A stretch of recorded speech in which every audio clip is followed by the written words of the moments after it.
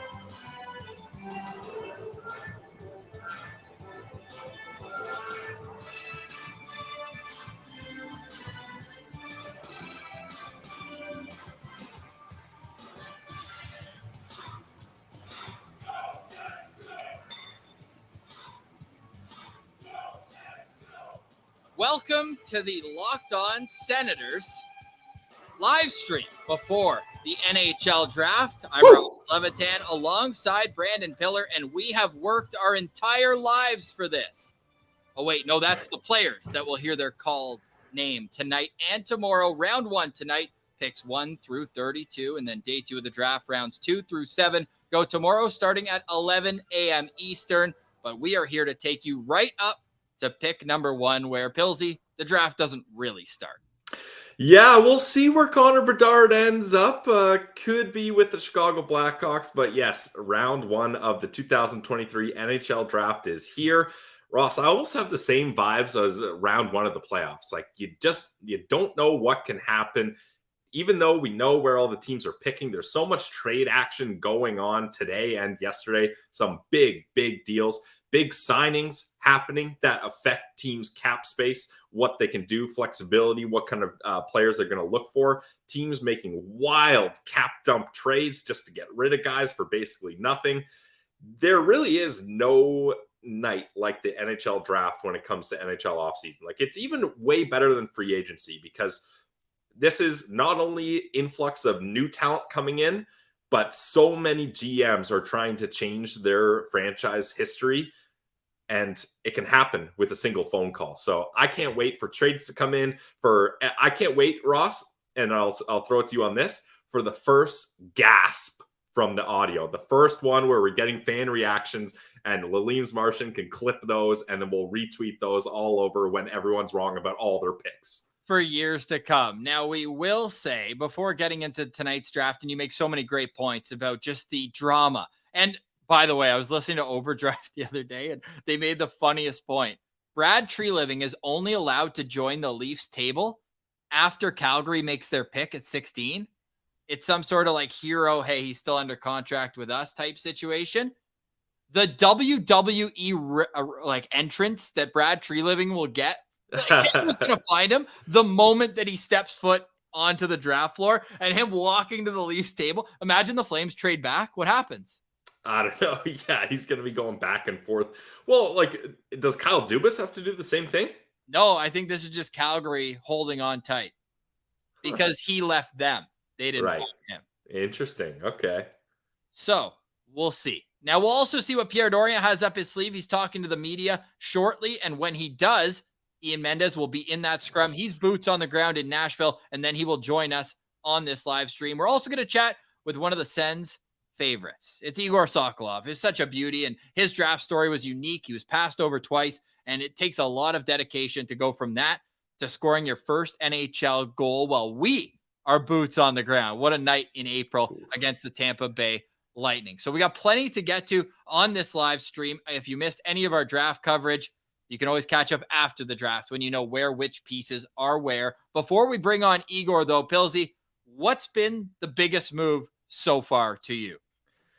I mean, it's got to be the Pierre-Luc Dubois move. And I think that's an interesting one because I wonder if it's being used as a comparable for Alex DeBrincat type deals. Like, okay, this is the value that the Winnipeg Jets got for trading a sign and trade 8-year extension for Pierre-Luc Dubois. Obviously different positions, different style of players, but similar ages. They're both looking for that big contract coming up here. And both the Jets and the Sens aren't looking just for picks and prospects, right? They're trying to make it work so that they can get some roster players back, hopefully. And a team that acquires Alex DeBrincat is likely going to have to lose some cap space to make it work, especially if it comes with a big extension. So I think the Pierre-Luc Dubois trade is the biggest. And as far as Sens-related news goes, I think it has the most impact. And we also see teams shedding salary like no other. LA had to shed salary to be able to make the Dubois trade. They still need to shed more, Ross. Yeah, they do. And they don't really even have a goalie yet. Like Phoenix Copley's their only NHL goalie right now. Korpisalo is a free agent. Obviously, they moved on from Quick, moved on from Cal Peterson.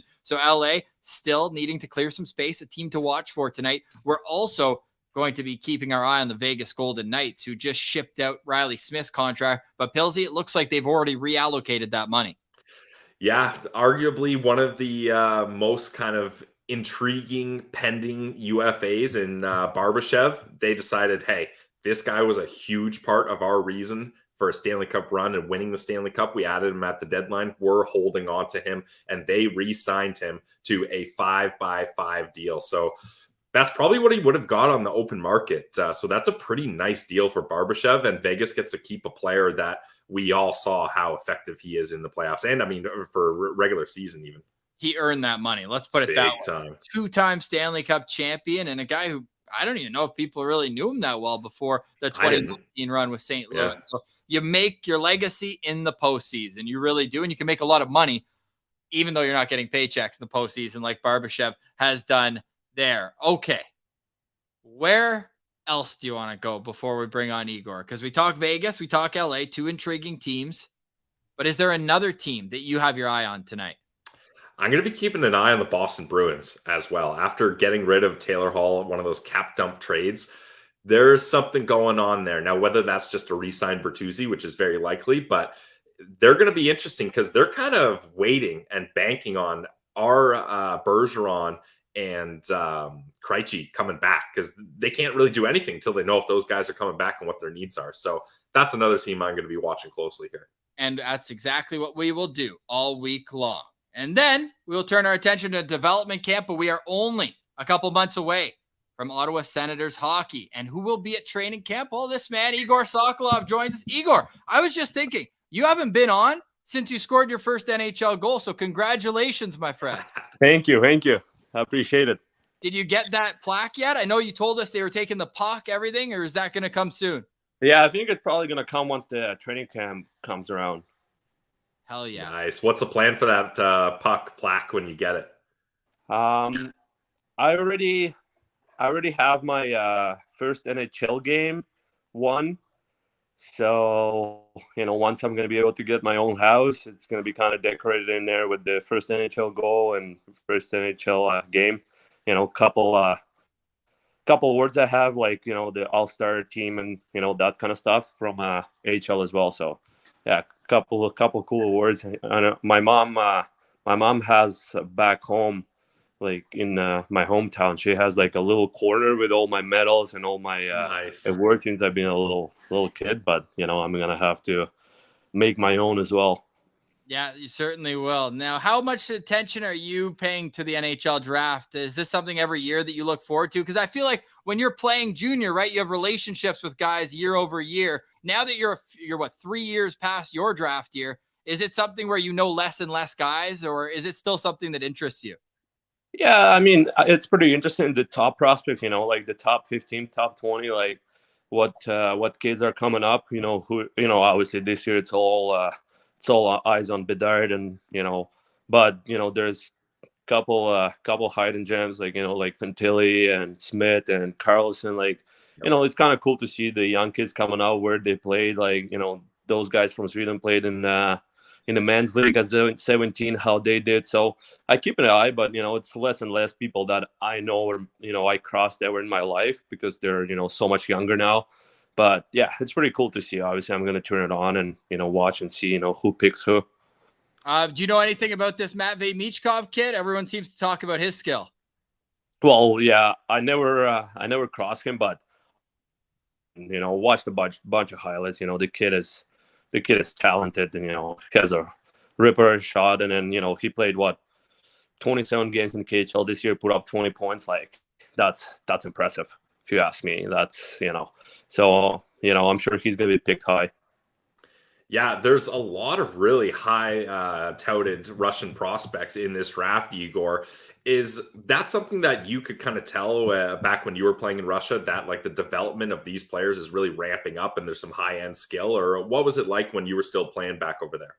Yeah, absolutely. I think, you see guys like, the Marchenko guy from Columbus coming up. He played, a few years in KHL, VHL, and, he came in the first year in the league in NHL. He already crossed, a lot of older guys before. So, he played at top level in Russia. KHL is pretty good league, if you ask me. So he's played some games there. And, you see like Panarin, he took that long route where he fully developed as a player in back home, and then came in here and been a superstar in the league for 6-7 years now. So yeah, I think everybody has the different routes, but I know that they do well with developing and trusting the young guys. You see, if you look at the lineups, there's always 18, 19-year-old in each team playing in the game. So yeah, they're doing what they can to develop the players. Absolutely, as are the Belleville Senators, who we don't only have their points leader this year. Little surprise for you, we got the goals leader as well. Angus Crookshank joins us. Yeah. Oh my God. Thanks for gassing my text, Igor. Appreciate it. Wow. What do you mean? I just texted you. See you in a minute, bud.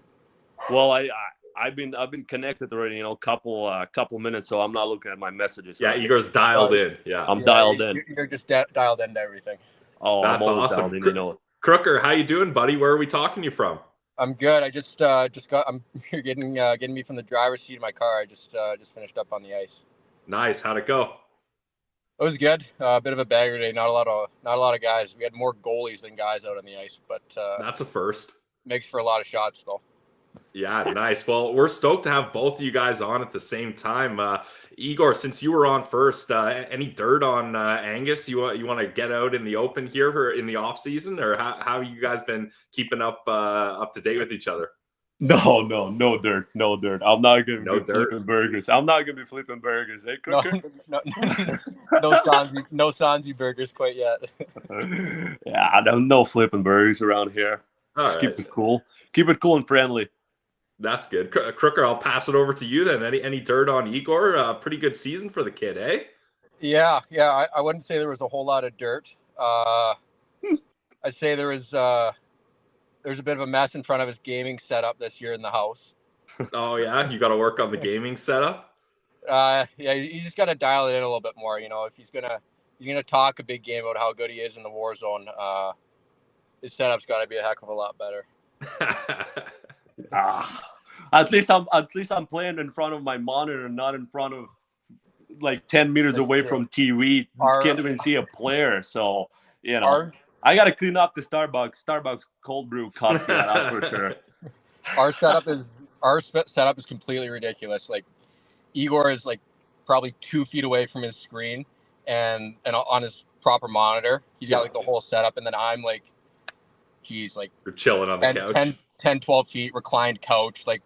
You need a magnifying glass to see the screen from where. Yeah, and he sits like that, he doesn't even bend towards. He just sits like that, even further away from TV. And I'm like, dude, how can you see that anyone?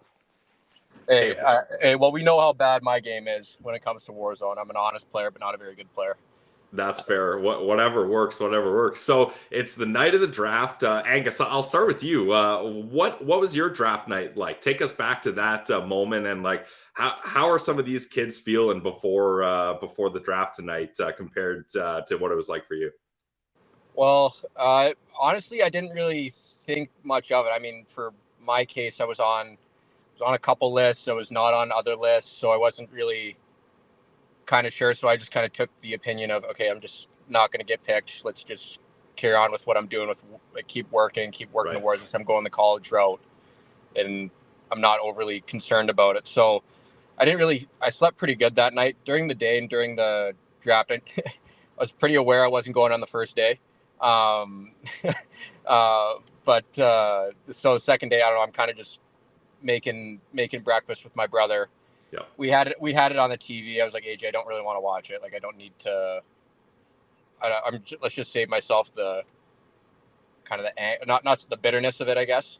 Just the anxiety of it. Kind of. I just want to have a regular day. I don't want to think much of it. But anyways, I was around the corner and in the kitchen making myself breakfast, and I was flipping my eggs, and my agent actually just texted me. He just said Ottawa. I'm like, what? Like literally nothing else. Yeah. Just Give Ottawa. me some context here. What's going on? Can I get a little more here? And I just said, like, what? Question mark. And then my brother's like, holy F, Angus, get over here. And yeah, I saw my name on the screen from with the Sens, and then I got a call probably 10-15 minutes later, which was it was pretty cool. It was pretty darn cool. That's so awesome. I mean, especially where it happens kind of organically, like you're not just sitting there waiting. It's like, oh man, it's actually happened. Now, Igor, you had a bit of a different situation, it being at 2020 and COVID kind of making the draft a little different. Tell us about your draft night experience and what kind of the emotions were for you.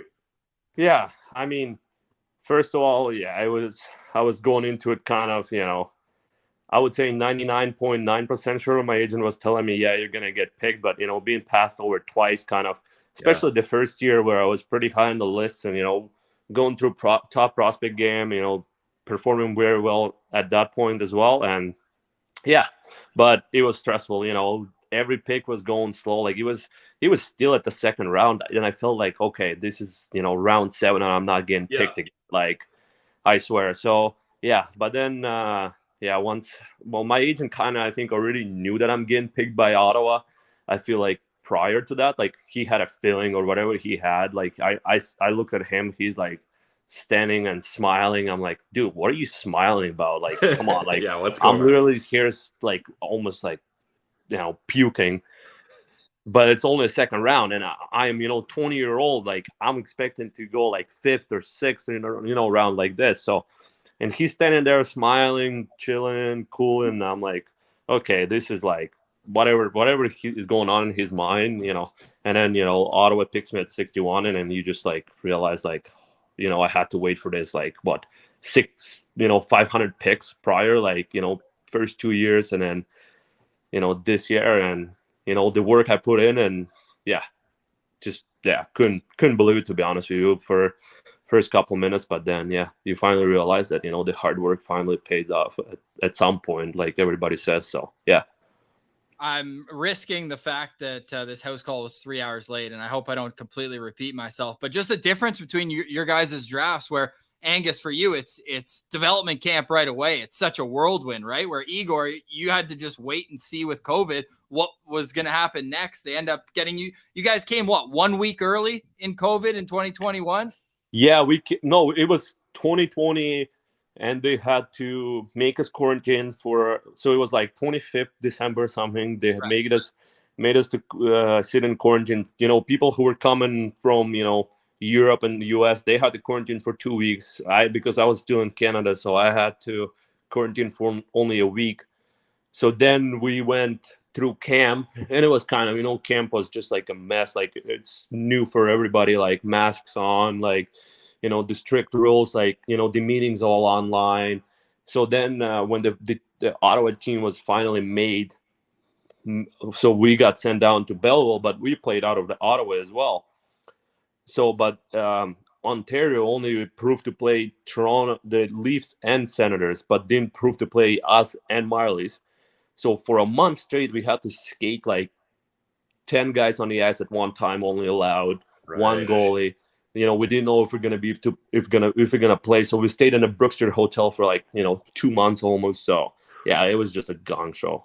Angus, how many nights do you think combined you and Igor have spent at the Brook Street? Way too many. I probably have record breaking. We're on a first name basis at the Brook Street. Oh, Angus, what's up? You're back. Listen to that one. I get free coffees downstairs now because the person who worked there, we were going down every morning with me and Mendo. That the poor, the girl, she's working there and she saw us and she's like, okay, like I gotta give those guys some free coffee already at this point. This is every morning. And so last year when I got called up, she's like, oh, hey, you're back. I was like, yeah, I'm back. And she's like, well, so you just want the same? Yeah, I got it. And she's still giving it for free. So there you go. Well, and with the way your old coach says you drink coffee, that might come in handy. You might save a few zeros at the end of the day. Oh, yeah, that's for sure. Angus, if coffee is Igor's kryptonite, what's yours? What do you always like to get into? Maybe like a cheat meal or something. Ice cream every single time. Oh, same, dude. It's bad how many Ben and Jerry's pints we go through in our house. Half-baked? Half-baked, but a personal favorite of mine is Oconada. I don't think I've had that one, Pill. I haven't had that one either. No, I mean, the best part about Ben and Jerry's is it's like chunks with ice cream. It's not ice cream with chunks. It's chunks with ice cream. 100%. It's the best post 3-3. Third game and third day, come home.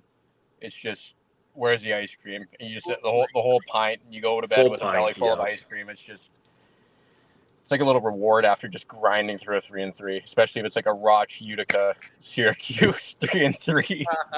Yeah, no kidding. Yeah, and you've had your fair share of those last season with Belleville. Now, you guys had really good seasons, both of you. Is there certain things that, I'll start with you, Angus, that you're really ramping up in this offseason? You're like, hey, I noticed, or the coaching staff is kind of guiding towards working on certain skills. Like what is the main kind of focus for your offseason?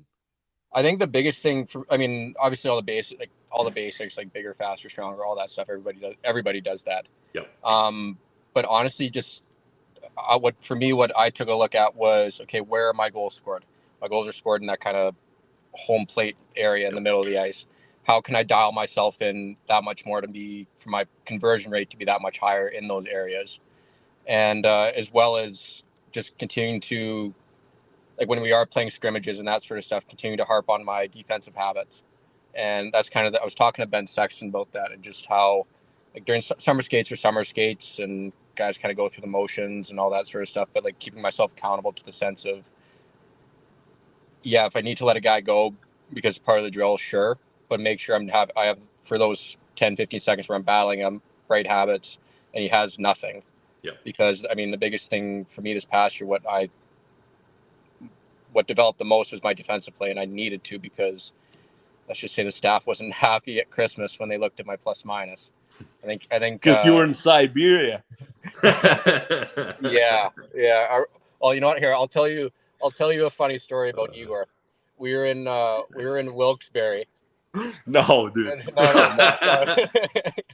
We're in Wilkes-Barre, and we just, like, before we go for our warm-up, we do our PK meeting, and Ben Sexton is running it, and they're starting to kind of work me in somewhat into the PK, because I know it's something that if I want to, like, I mean, I can't shoot the puck like Igor, so I got to find a way to make myself useful, and being a PKer is one of those. So anyways, we finished those. I'm starting to get a couple reps in games. I come around the corner. Igor's like, I've been working for 3 years. I haven't gotten one sniff on the power play. Crooker's minus 25. He's on the PK. And he's right there, right in my face. I literally turned the corner perfectly as he's saying that. Perfect. Igor, what would you do on the penalty kill? You just long stick getting out of the point? Yeah, I had couple stints where, I was coming out of the box and we were 5-on-3. But yeah, when Ben Sexton sees me in the box and we get a 5-on-3, first thing I see from him is get over. Yeah. Get over. I thought your answer was going to be get off for a change. I don't even look where the puck is. I'm just sprinting as hard as over to the box, what's it called, to the bench until the guy can come out and kill the penalty. But if I'm coming out, try to get a breakaway maybe out of the box. But yeah, I just never got any trust from Ben Sexton on that. But I was I was in every PK meeting. Every PK meeting. The whole team is in every PK meeting, man. But I'm still there. Yeah, exactly. Hey, I'm learning. I'm dialed in. I'm having my coffee. I'm looking. What to do, how to do that. You know what I mean? Like, he's just always another tool. Another tool. Yep. Not to quote Gabby, but keep working. Angus, give us your immediate reaction when you're watching Igor throw a banana peel at Eric Chernak's feet at the boards and then take it in on Brian Elliott, slip at 5-hole. Brennan Saunier, our other roommate, and I were downstairs, and we were like, yeah, "This is it. This is it. It's in the net." Like he just went around. I'm like, "Okay, he's in. It's in the net." I did not expect you to go 5-hole in the slightest, but it was silky, so silky, man. It was smooth. Like it was so, yeah, it was nice. Pillsy, since everybody's telling secrets, should we admit where we were when that goal went in? You guys were in the beer lineup, weren't you? We were at the bar. We were. We were. But in our defense, we stopped the order and Ross booked it down to the glass, like literally like shoving people out of the way, and we were going nuts. Everyone's like, "It's Igor! It was Igor!" And it was an absolute blast. We got a real good look at that replay, though. Don't worry. Well, no, because we're standing like we're in the not a big deal 100 level, so you just run right out and then just book it down the stairs. But we saw on the TV the turnover, and right when you're in all alone, just like Angus, like everyone knows, you're just a natural scorer. The puck's going in the net. Yeah. If it wasn't, you wouldn't be on the stream right now. We'd have to be having another conversation, Igor. Oh, yeah. If I miss that opportunity, that's on me. It's on me.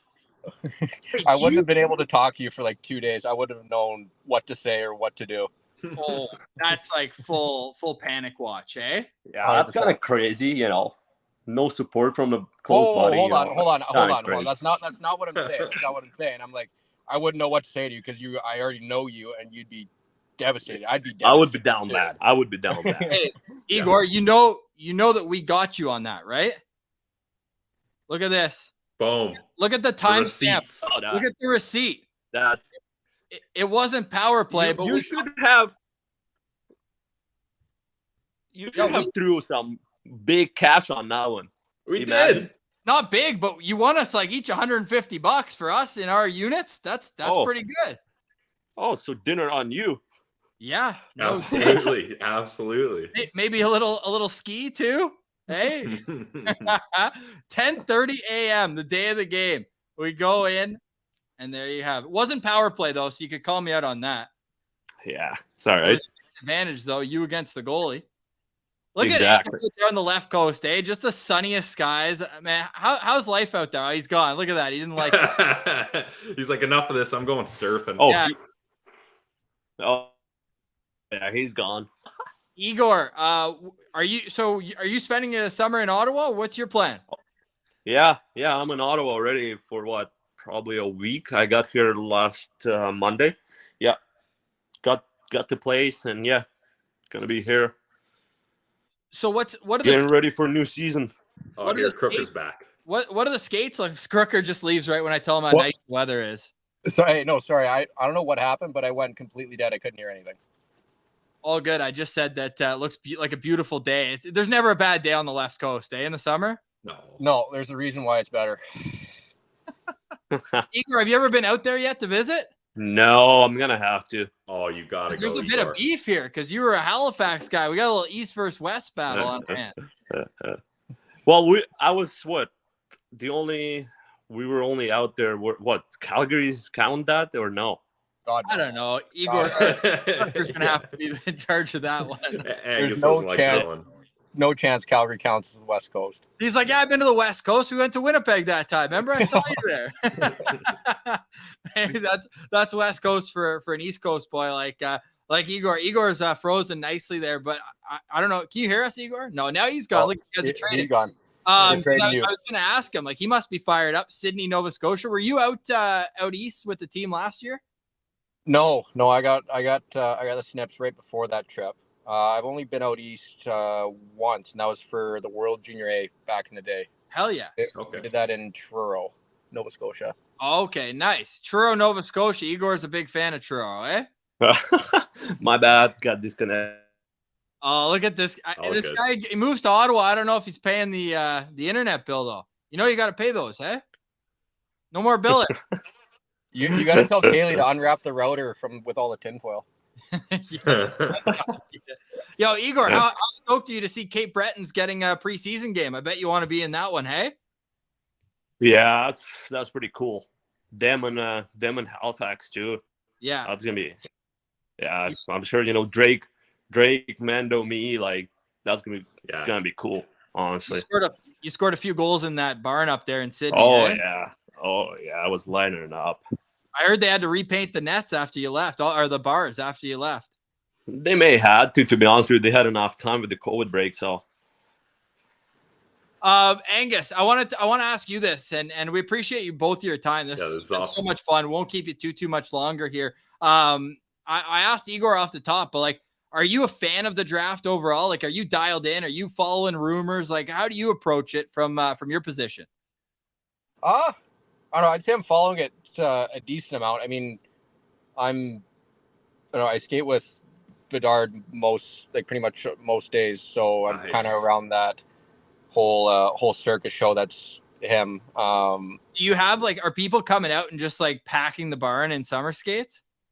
Yeah, we're doing like a basic summer skate, and there is probably like anywhere from 50 to 60 people each skate. Wow, that's cool. So what's your scouting report on Conor Bedard? Let's hear it. Yeah, you any good? He's no offense, Soko, but I think he's probably got the best shot I've ever seen. Like the most natural release. Buddy, there's no doubt that I'm gonna be, trying to have a fight over that. Okay. No, but it's the way he shoots is so unorthodox too. He jumps into his shot. Like I've never seen it before. Interesting. But he's really good skater. He's built too. Maybe he's not. He's 5'9", but he's solid. Even when we're playing 3-on-3 and that sort of stuff, it's no slouch trying to push him off the puck. Yeah, he looked jacked at the combine. Yeah, no, he's a big boy. He's probably 5'9", 185, 190 pounds. Call your shot, Angus. How many points for him in the show next year? I say he is. I think he hits 30 goals, over 30 goals. You can lock that in. And I'd say points, around 70. Yeah. And he takes home the Calder. Taylor Hall's a nice line mate for him, too. Eh? He gets great line mate. Great line mate. That's awesome. Yeah. Hills, you got any final ones for these fellas? So nice of them take time out of their schedules here. Look at this. Yeah, just a couple of beauties, that's for sure. Angus, last one for me, for you. Other than Conor Bedard, is there anyone else in this draft, like buddies you got, guys you played with, that you can kind of give us the inside scoop on? Yeah, Andrew Crystal. Oh man, sick hands. He's so cerebral in the way he plays. It's crazy. Like I talk, he's one of the best passers at that age I've ever seen. Probably the best passer I've seen at that age. I kind of messed with him, like, dude, like, shoot the puck. Everyone knows you're gonna pass. You still make the pass, but like, shoot the puck the odd time. Yeah. But the way he can think the game and kind of expose guys, whether it's through the triangle, through their feet, it's elite. It's elite, and I think he's going to be kind of I know I don't know what Bob McKenzie had him at, but I know he's kind of like mid first round, maybe late first round. But I think he would be a very high value pick for teams. Oh, you don't want to know where I have him ranked, Angus? Where do you have him ranked? Bob McKenzie's list. You don't want my list? No, we don't pretend like we're scouts. What we do is I take like 8 different lists of people that we know, and I have dude, look at this. You guys think that it's hard to be an athlete? Like, I don't think you guys understand how hard podcasting is. Like, you know how much prep goes into talking every single day, Angus? Look at this. Like, this is what it's all about here. it's not easy. Look at Igor. So basically, I just add up all those rankings and divide them. We get our average there. So let's show them where we got Crystal. Well, so with Crystal, the problem is one guy. Look at this. Everyone so Bob is 27 to answer your question there, Angus. That's a respectable first round. Look at this. One out of nowhere, 68, and then 13. So that's what I like about this, because everyone's so, like, obviously we're just guessing. Nobody has a clue. These kids are 18 years old. You guys have both been there.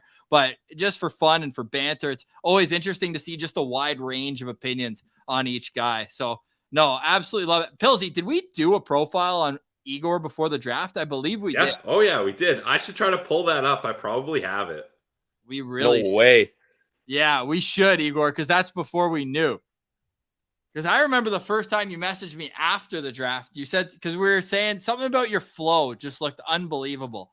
And that was before the Sokolov had even, been invented. And it was just the early days, man. But you said you got to laugh out of that. So I knew you're good shit from there. Hey, so we're gonna talk to you pretty soon. Hey, we'll bring Angus up. We'll let both you guys go. You're both so nice with your time. Angus, are you gonna be in Ottawa at all this summer? Or we'll see it. You can't hear us. But Igor, you're going to be out in, I won't dox your location, but you're going to be out in Ottawa this summer. We're going to come set up, do a live interview, have some fun. Oh, that's going to be crazy. Final question for you. How's your roommate doing? Is Steven there yet? Yeah, he's here. Yeah, he's here, but he's not here. He's always out of the house, so I barely see him. He's always exploring something new. So he's a college kid, eh? Those guys always up on the it's just a new world for him. So, but he's been nice kid. Yeah, that's awesome. All right, sweet fellas. Well, Angus, Igor, keep up the awesome work, man. We're stoked to see what you guys have next season. And Igor, we're gonna pick your brain. Get ready, because we ask easy questions when we're behind the camera, but when we're boots on the ground in your living room. It's going to be tough. Turn up the heat. Only. Yeah. It's going to be tough questions only. All right. Try me. All right. Love it. Got it right there. There goes Angus. See you soon, brother. Appreciate you jumping on, man. Awesome. Thanks, guys. There they go. Igor Sokolov, Angus Crookshank. They are the leading goal scorer, the leading point getter on the Belleville Senators. Beauties, too. I was trying to find my draft profile, but Ross, I'm not as organized as you. It would take me years to find it on my computer, so that's too bad. Maybe when we prep them, I'll bring it back up. But I definitely have a profile on Igor. Oh my God, we have to pull that up. We have to read an excerpt of it at his place and be like, "Who said that about you pre-draft?" and try to get him riled up and be like, "That was me." Yeah, definitely. That's great hilarious. Guys. Like, you don't get that from everyone. And the Senators have told us over the years, like, they care about character when they're drafting, and just two awesome guys. So really cool of them to join us right here on Locked On Senators before the draft. And we are going to change gears in a big way. We're not getting to the Everyday Sens podcast guys yet. We won't get to Ian Mendes yet, but I am waiting. He's going to talk to Pierre Doria and then come on right away. So, I mean, that's about as close to an update as you can get right before the NHL draft. While we were talking to them, let us know in the chat. Did we miss anything? Obviously, different moves happen on the way. Is it still Barbashev 5x5, the last one? I think so. I haven't been scrolling Twitter, but I haven't seen anything else. Maybe people can let me know, but I haven't seen anything. Well, apparently Frank Saravalli is saying Yaroslav Askarov is in play, so that is very interesting. Not that that's an answer for the Sens, but whew. Yeah, but it's also all but shuts the door on the dream of UC Saros. Yes, yeah, that's definitely true. It's like a kick save for UC Saros staying with the Preds. And you kind of figured overall, like a draft and develop team like Nashville would keep such a star goalie, one of the best goalies in the league. And then the guy who mentored him for a few years, Pecorine, is back in the organization as well. It just would have felt weird for them to move on from UC Saros, but he was a very prominent member of Mock Trade Central here as the offseason wears on. We had an episode targeting different goalies, and he was number one on your list. I switched it up just to be different, and my number one was Jeremy Swayman, and it sounds like he's not going to be moved either because there are some reports that Linus Ullmark, the reigning Vezina winner, could be on the move. And Pilsy, that begs the question, when's the last time that a Norris winner and a winner of the Vezina are traded in the same offseason? I don't know. Like, Ross, typically when you have the voted best goalie in the league and the voted best defenseman in the league, you don't trade them. So that'll be wild if that happens. I'm sure that might even be an all-time first if that happens. You would think so, because how often could it even happen? Yeah, not that often. No. So as we're going to send a link here, Brenden Purdy was an OG member of the Locked On Senators podcast at the Making Sense of the Sens stage. He was our first producer. We had Prairie Fire. Let us know in the comments if you remember Prairie Fire, because that is wild. Yeah, I think we might have done that 6 or 7 times, and that's back in 2017. So if we have any people that remember that, that's definitely some OG listeners that we will show some respect to. That is the lore. But anyways, Brenden Purdy's a diehard Red Wings fan. He's a morning anchor for Global Saskatoon, Regina now, Saskatchewan. To me, it's all one city in Sask. So he's Red Wings diehard, and he's going to jump on for 5-10 minutes just to talk about what the Red Wings could offer for Alex DeBrincat, because I do find that these reports are all too familiar of everyone believing Elliot Friedman, Jeff Merrick, and the like of it, and maybe even Steve Yzerman, that one way or another, he's going to end up a Detroit Red Wing, that being Alex DeBrincat. So we'll have Brenden Purdy jump on in just a minute to discuss that. But Pilsy, what a chat with those two. I really hope that they both give a great opportunity to make this team at a training camp in Ottawa. Yeah, I mean, they're both just such beauties, giving us the time to do that, and both of them kind of having the back and forth banter, and you can tell that these guys are buddies and keep it loose on the ice, and both of them very skilled players that we're excited to see how next year shapes up for them. Big years for both of them too.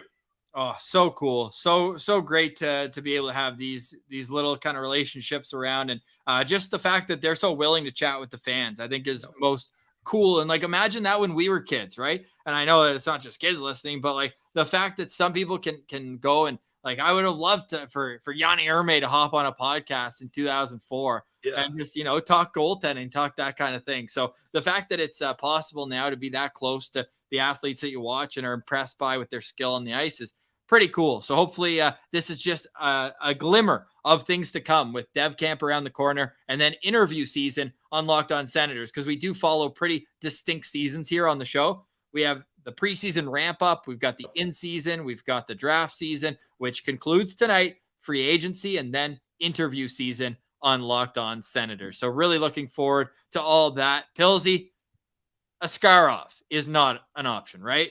Right? No, I don't think so. Just because, look, right? if he's not NHL ready, and I'm not sure if he is. I'm not saying if he is or isn't.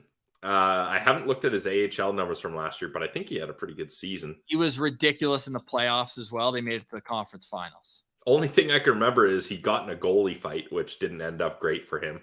And he can't hold onto his stick either. Yeah, he can't hold on to a stick, but obviously a blue chip goalie prospect. But the Senators, and I'm not saying he's on the same level, but the Senators already have a blue chip goalie prospect. I don't think getting another one, even though he's better and ahead of Sogard, you could argue, is the right move. They need a veteran guy that can support Forsberg, and I just don't think Askarov is there yet. No, I don't think so either. And the goalie market continues to percolate, and there will be moves all over the next week and a half. And every time Nick Spence writes in the chat, Oliver Bonk's name comes up. So we'll get to it. To see that. Now we're going to get to a friend of the show. It's Brenden Purdy. Brenden, Birds. Man, it's been a long time coming. I mean, and Pills, I think you said 6 P-Fires. There might have been 6 different intros to P-Fire over that first year. If you look back, going back to episode 15 through 120-ish, there's a few on there that you boys have come a long way from using that studio at CSM. So proud to see how far you guys have taken this. It's amazing to see. It's awesome, thanks, and we appreciate you as well. And obviously, the Red Wings are your lane, your expertise. And do you want Alex DeBrincat in Detroit? And if so, how badly do you want him? What's your initial offer? Roscoe, you and I have talked about this, and undersized forward, very skilled. The Red Wings could use goal scoring. I mean, that is a premium in the NHL, something that the Red Wings certainly lack, if anybody's been following the league for the last few years. But another undersized forward, not something that I was huge to jump at, and it's not something I think that Steve Yzerman is going to pay a premium for, especially when Alex DeBrincat has said he is not going to stay in Ottawa. Now, where that dollar sign begins and where that cost begins is going to be very interesting, especially after that Pierre-Luc Dubois trade that we saw yesterday. Although I don't believe that that would set a precedent that you could see Steve Yzerman follow in, because, as you guys know, Stevie Y does not play that game. Now, with the Red Wings, Purdy, the Ottawa Senators essentially broke the Red Wings in that back-to-back games right before the trade deadline. It looked like the Wings were going to load up for the deadline and go for it, and then they said, I mean, if the Sens are going to pummel us in like this, there's no point trying to make trades to go to the playoffs here. So they shipped off a couple players. Do you think now is the time for them to make a push for DeBrincat? And, like, is that the right time? Or is it just a matter of, hey, there's a 40-plus goal scorer in his prime available. Whether we're ready now, we need to get this guy in the fold if he's available. See, I'm more column B there, Pillsy, because as you alluded to, and I definitely talked to Roscoe about this, what happened, those two back-to-back games where Brady Tkachuk just basically pissed over the red line and said, I own you. Yeah. Like, oh, you got to give Mo Seider a couple of years. He's still a kid. I think that he is the second coming of Chris Pronger, rather. But, oh, God, yeah. I mean, most of the guys in Western Canada hate both those Tkachuk brothers. I love both of them, and as a Red Wings fan, see them far too often interdivisionally. Now, but to get Alex DeBrincat, I think that would be huge for the Wings. And Roscoe and I had talked earlier this afternoon, talking on some crazy trade possibilities and the places that he could go. Seeing that Riley Smith trade, the cap dump that Vegas just made. And Roscoe, as you said earlier this afternoon to me, Vegas just loves star players. So I don't know how they can make room for him. I still think that Detroit is the landing spot for DeBrincat. But I promise, Roscoe, that we could, before we dive into some of like the Western prospect stuff, the guys that I've been paid to cover over the last few years and getting some hands on some boots on the ground, as you guys have coined. There we go. Seeing some of these Western Hockey League kids play. I've had some fun running through. I know you know that Rosk is a big math guy there, Pillsy. So I'm trying to take your hat here and move some of these numbers around. But in a three-way trade with San Jose. Ooh. So I'll start with what the Sens get. The Sens get Carlson at $6 million a season. Okay, here we go. Philip Zadina, 43rd overall. Okay. San Jose gets Zach Ostapchuk, Carter Mazer, 9-17, 41, and eat $4 million. Okay. Detroit gets DeBrincat, 26, Noah Gregor, number 4, and they eat $1.5 million. All right. How out of left field is that, and how out of space is that?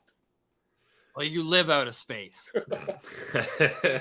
I am not a mock trade guy. So every mock trade I see, I'm pretty much just like, that's cool, but it's not going to happen. That's a lot of moving pieces, Purdy. But hey, 3-team deals, that gets the juices flowing. That would be exciting. I promised Roscoe I would throw 2 absolutely nut bar trades at you guys. 2. Let's hear the other one. That was one. Number 2 is Travis Konechny at $4.5 million at 2 years to the Senators. Philadelphia gets 9-41-43 Sebastian Costa, Philip Zadina, and Elmer Soderblom for number 7 Carter Hart and eating $1 million of salary. That I think is more realistic, more feasible. I just don't see, like, again, my head says no to Erik Karlsson coming back to Ottawa, but you can squeeze my heart a little bit at the prospect of it. I will admit that. All it takes to get Ross back on the Karlsson trade is a Photoshop of Carl wearing the 2D, and he's like, I'm in. I don't care. No retained salary. We'll give up whatever. Exactly. But I mean, back in school when they were still wearing the O and we were seeing the mock-ups for the 2D, and the 3 of us during that 17 run and leading into that 2016, we were fawning over what that new look 2D jersey would look like. I mean, Parley went and bought a Damian Rhodes 2D white jersey. Legendary jersey. That was legendary. But entering back into the realm of possibilities, I know 17's been bandied around a lot. I could see 17 going and Zadina. I think it's more along the realm of possibilities that two of those early 40s picks go to potentially with Zadina to pull to break it to Detroit. Kind of cool though. 3 straight picks in the early 40s for the Detroit Red Wings. Purds, my final question for you is we almost reset here at the top of the clock, and it's an important one if there does end up being a trade going through. What's the deal with Filip Zadina? I know it's kind of like become fun to poke at, but like, is there potential that he could still be a middle 6 contributing forward at the NHL level? Great shot, bad puck luck, and has learned to play better in his own zone. I think that a change of scenery could be massive, and that's the one thing that kills me about seeing him being a piece that goes to Ottawa is that quote that he gave saying that I'm going to fill Ottawa and Montreal's nets when he got drafted by Detroit. I could see him going to Ottawa and then spending the next decade filling Detroit's net, which scares the shit out of me. That would be nice and ironic. Pills, you got a last one for Purds? Yeah, last one for me. For those of you that don't know, our guy Purdy is over in Sask, and he's covering a lot of the WHL. So we know all about Conor Bedard.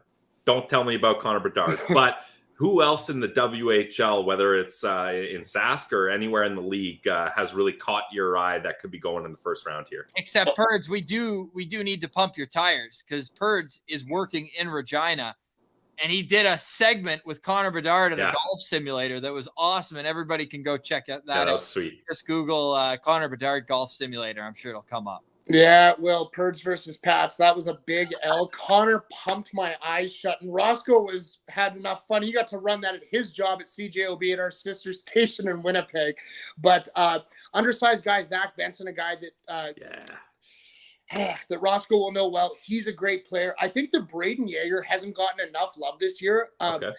As he started to put on weight, he is a small man in a big man's game that does not play a small game. Riley Height's stock has dropped throughout the year in Prince George. I think that he is going to be a steal. I think him. 3 guys that are going to be the potential Western diamonds in the rough this year. Egor Sokolov, Belarusian player, stayed in Saskatoon after his first year, stood out, had a great year with the Blades this year. I think he would be 4th, maybe this year, second year through the draft. Nobody's going to use early draft capital on him, but I think with his release, I wouldn't be surprised if Washington took a flyer on him. Him and Alexei Protas have that Vitebsk Belarus connection growing up together. I think that they would both be good together. Kalen Lind in Red Deer, hard-nosed winger. Guy is an absolute menace to society, another former Saskatoon contact, and probably, at least in my opinion, the smoothest skating defenseman in this upcoming draft, who might fall out of the first round, Tanner Molendyk. When he got drafted in the Bantam draft, Blades GM Colin Priestner said, this kid is going to be a first rounder in the NHL. If Molendyk is not drafted tonight, some GM and his scouting staff are going to look very good a few years down the road. One of the best skaters in the draft. We've also got people asking about Andrew Crystal. What are your thoughts on the undersized but overskilled winger? I mean, I think that Angus put this really well. His vision is so good, but what his vision and his playmaking ability does for him is it will put him into the soft areas of the ice. And as he's looking past, he's looking 12 feet away from the net and can zip it piping in. Like that. Oh, he has an underrated release, and I think that he could also be a difference maker at the next level. But I do see Crystal as being a few years away from lacing him up in the NHL for sure. That's Brenden Purdy. You will hear from Purds again if or when Alex DeBrincat trade goes through to the Detroit Red Wings. Purds, enjoy the draft tonight, brother. Appreciate you stopping by. Cheers, boys. Great to be back. Long time coming. There goes Brenden Purdy. What a guy. Numbers, and always so full of information. I love getting Purd's take on things. Go give him a follow on Twitter. I believe it's Purdy Global. Something like that. Just type in Brenden Purdy. You'll find Purds there. Purd is the word. All right. So there you have it. Reset now. We are 1 hour away from the NHL draft. Jack Richardson and Brendan Parks from the Everyday Sens podcast will stop by and we will discuss what could become of the Ottawa Senators lineup going forward. But Pilsy, first, why don't we take a quick recap down the days that were leading up to this NHL draft. Of course, the Pierre-Luc Dubois trade comes out first, and it's an 8-year extension at $8.5 million for LA. Winnipeg gets 2 middle six players in Gabe Vilardi and Alex Iafallo, Rasmus Kupari, another 23-year-old kind of depth for it, and a second-round pick. But that's not all. We had more big news today. Timo Meier is re-signed at an 8.8 cap hit. New Jersey wasn't done there. Before doing that, actually, they go and get Tyler Toffoli, Igor Sharangovich, and a third-round pick. So the New Jersey Devils have been active, and by all accounts, they're still looking to add a goalie before this offseason is said and done. So it will be interesting to know what happens next with the New Jersey Devils, a team that's been on a similar trajectory to the Ottawa Senators. Yeah, sure, they got a couple first overall picks in there that can speed things up. But, Pilsy, take us through what the Vegas Golden Knights have done, because that as well is piquing my interest. Yeah, I mean, they shipped Riley Smith out for, I believe it was a third-round pick to the Pittsburgh Penguins. Nice, tidy piece of business for both teams. And then, with Vegas, they don't do any move kind of on its own. There's always a subsequent move following that or a reaction to that. And as soon as Riley Smith's money was gone, they announced the Barbashev 5x5 deal, which, I think that's tough, especially Riley Smith being one of the original misfits, then winning the cup and then leaving. That's got to be tough on the team's mentality. But bringing in Barbashev and locking him up, who was going to be one of the most sought after free agents in this free agent class, was a smart move by Vegas, and I think that's going to look like a good deal.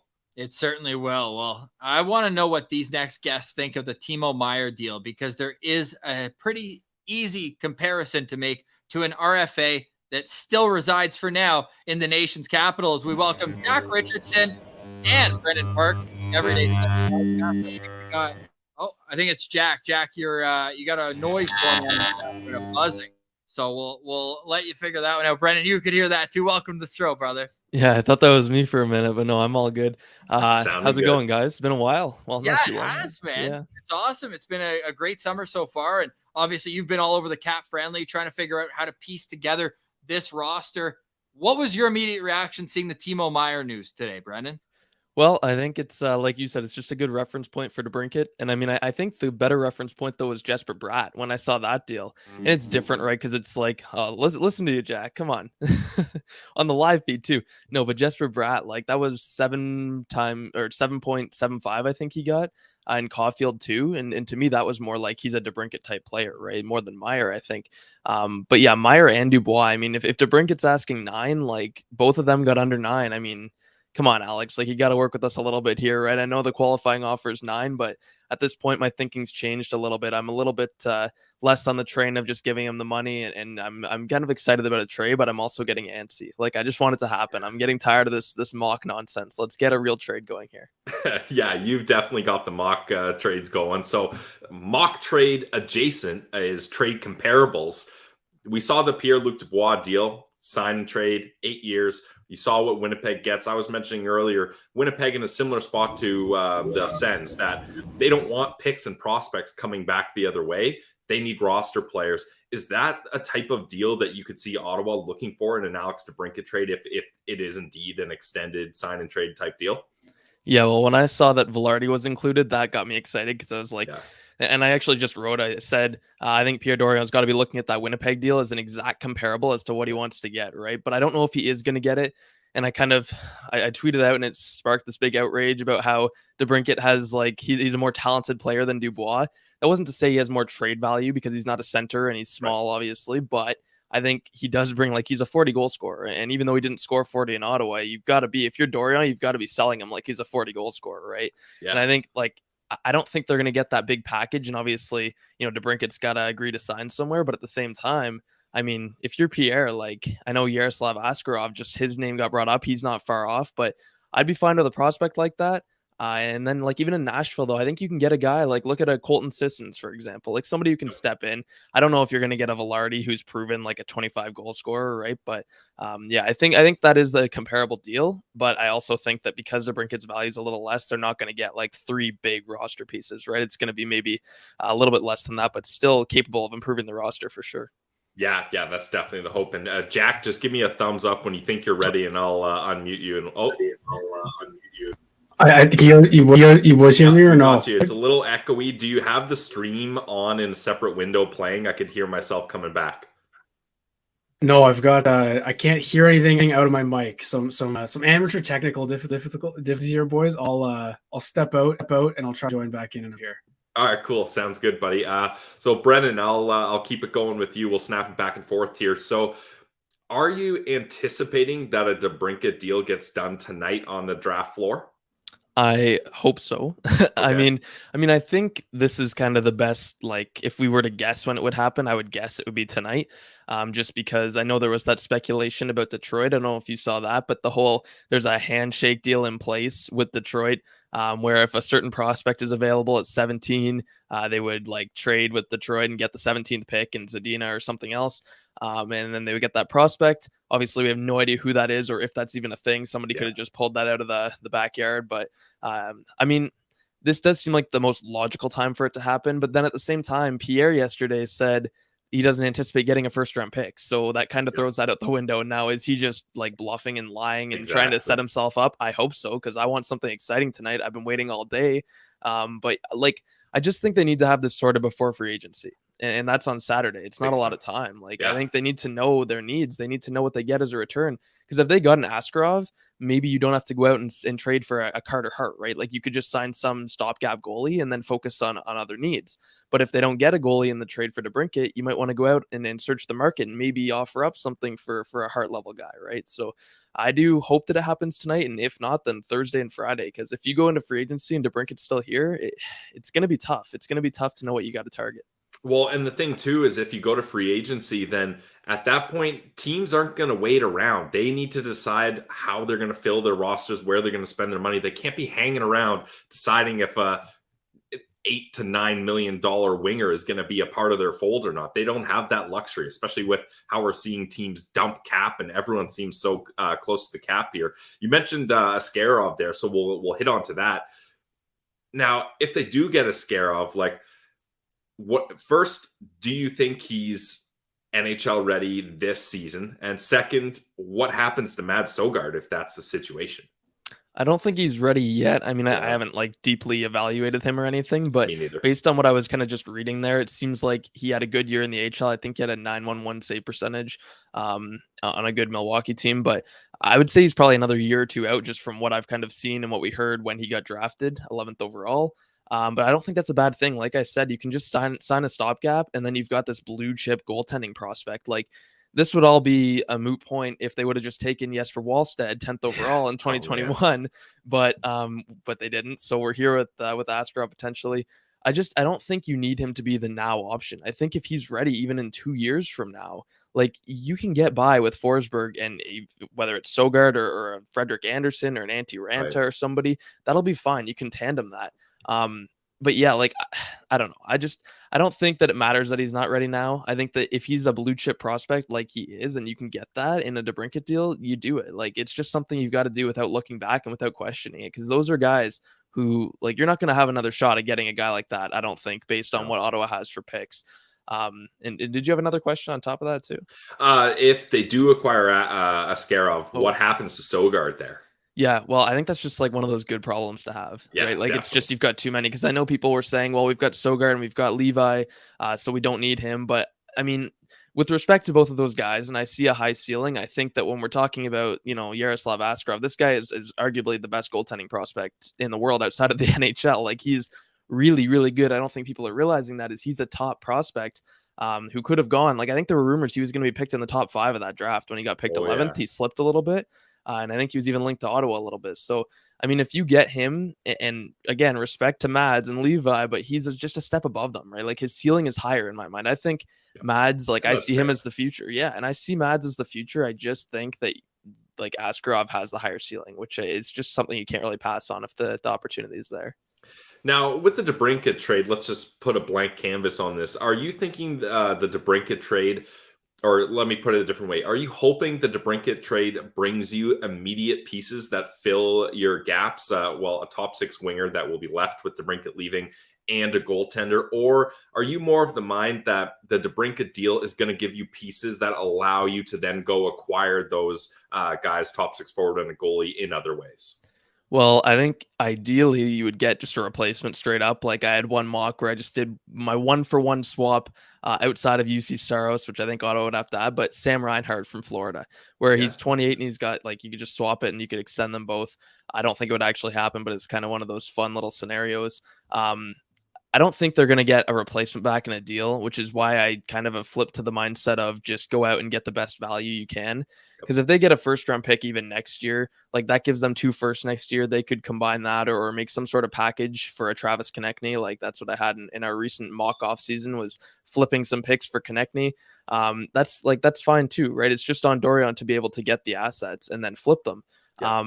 I would like help now. Like I mentioned, Colton Sissons, or a player who can step into the bottom 6. Nicholas Roy from Vegas is another one who can step in and provide kind of on a good contract with a bit of term. But like Philip Tomasino is one from Nashville that I really like. Yeah, I like him. He's a young guy. He's on the entry level contract. He's going to sign, like he's only 21. So his next contract is going to be cheap for a few years, kind of like Pinto, but he can step in and play right now. He could play in their middle 6 and probably give you 40 or 50 points. And he's got a high ceiling. So I think if you can get a guy like that and a high pick, you do it. But I absolutely like prefer the young player who can kind of step in right away. As much as I'd love to get the 17th pick from Detroit tonight and actually use it to pick like a, I don't know. There's a whole bunch of guys around there. I know everybody loves Oliver Bonk. He's not going to play right away. He's going to be a little while. So for me, I'd rather just get a Tomasino or somebody like that who can step in and play. There you go for Nick Spence. If he's still watching, sorry, it took us an hour and 6 minutes to mention Oliver Bonk, but Brennan, he's got your back. Oliver Bonk is mentioned there for sure. Now, let's get away from the DeBrincat chat, just because it's a lot of hypotheticals, and I feel like everybody's kind of looked at all angles. So let's just get to the NHL draft. I'm not sure how much you guys have been following along with this. I know you guys have been really dialed in on the DeBrincat discussion, which is obviously a big part of the Sens offseason here. But for you, where do you think this draft gets interesting? Like, are you looking at this as, 1 through 5 is kind of locked in and then it gets interesting? Or do you think we even see something surprising happen a little earlier? Yeah, I haven't been super locked in on the draft, but I've done enough kind of basic level research to know. I mean, I think, and it's the obvious answer, but the top of it is very exciting just because, I mean, it depends what you call exciting. Like, do you consider the prospects exciting or the potential for trade or upsets, right? Yeah. I think that like the prospects this year are so good at the top. I mean, even just Conor Bedard, that's a potential generational level thing we're going to watch tonight, right? That's pretty exciting to me. And even like Fantilli and Michkov, like I think that's where it gets exciting, is where he goes, because he could be the next big thing. But obviously there's a big thing with Russia and in the contract. Like, I don't know. I mean, after that point, I don't see, you guys know more than me about what could get kind of upsets and who's going to go where. But the top 10 for me is going to be interesting because, yeah, if Michkov falls at all, that's going to be something to really watch. And now I'm going to be rooting.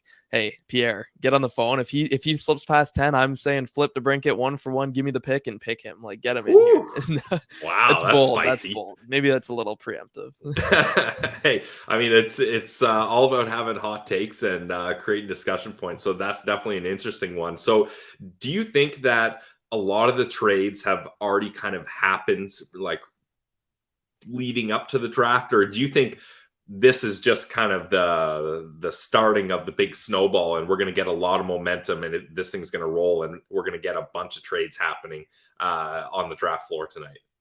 Well, I don't know about the draft floor, but like it's crazy to me how many trades have happened already. It's really wild. Like it's so many players, and this is why I say too, there's a bit of a rush on the DeBrincat thing, is because so many trades have happened already. Like I threw up a list yesterday of players the Sens could look at acquiring. There we go. Jack's back in. Ross is back in. But yeah, I threw up a list on Twitter, and like 2 hours later, half or a few of the players were already gone off the list because they got traded. Yeah, and it's just like it's crazy how fast these trades are happening, and options for the Sens are just vanishing. Like they're just disappearing left and right. So I mean, I want to see trades keep happening. Like, it's exciting, obviously, seeing the Twitter updates and the notifications popping up about trades.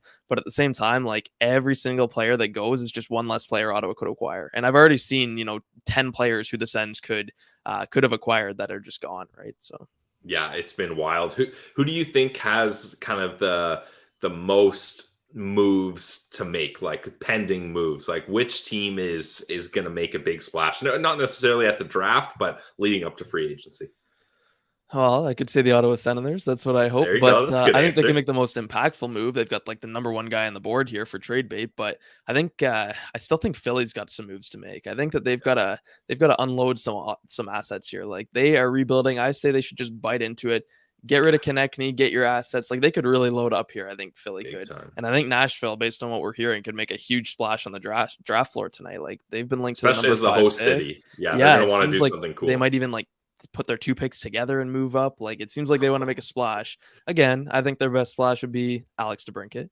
Bring him in, get the fans riled up, give us 24 and something else or Saros or something. But I think that like Ottawa has maybe the most impactful move for their organization based on DeBrincat, just because I think him leaving is such a hole. But Nashville and Philly, I think those are 2 teams who could make the most moves potentially, or Nashville the most exciting move tonight. Well, Detroit's just lurking there because they have 2 first-round picks tonight. They also have 3 in a row in the middle of the 40s. I think it's 41, 42, and 43 right now. So they're sitting pretty with 2 firsts next year as well because they got Boston's first in the Bertuzzi trade. So I'm keeping my eye on Detroit as the team that's in the running, whether it's DeBrincat or otherwise. I think Stevie Y is going to try to be active tonight. And then when we look at it from a grander scheme of things, maybe the biggest move that could be made outside of course, Ottawa and DeBrincat is the Jets still with Connor Hellebuck. And I feel like he might be clogging up the goalie market right now because we keep hearing of all these names that could be on the move in the pipes. And then it's like, okay, are we at the stage now where teams are just trying to figure out if they're willing to spend the money on an extension? Because that's not going to be cheap, and it will be a decision to make whether or not you think he's going to age well in 5-6 years. And we just saw Vegas win with their 3rd, 4th string goalie and a guy who seems like he's going to re-sign under 5. So are the years of the goalies getting the big time paydays like the Vasilevskis a thing of the past, or something that isn't as in the forefront with a year left on his deal? It's like, okay, let's see how Hellebuck plays next year before offering him that, because he has had a great track record, but now he's also 30 about. So it's like, okay, where are we at with that? Brennan, will the Senators have a new goalie by the end of tonight?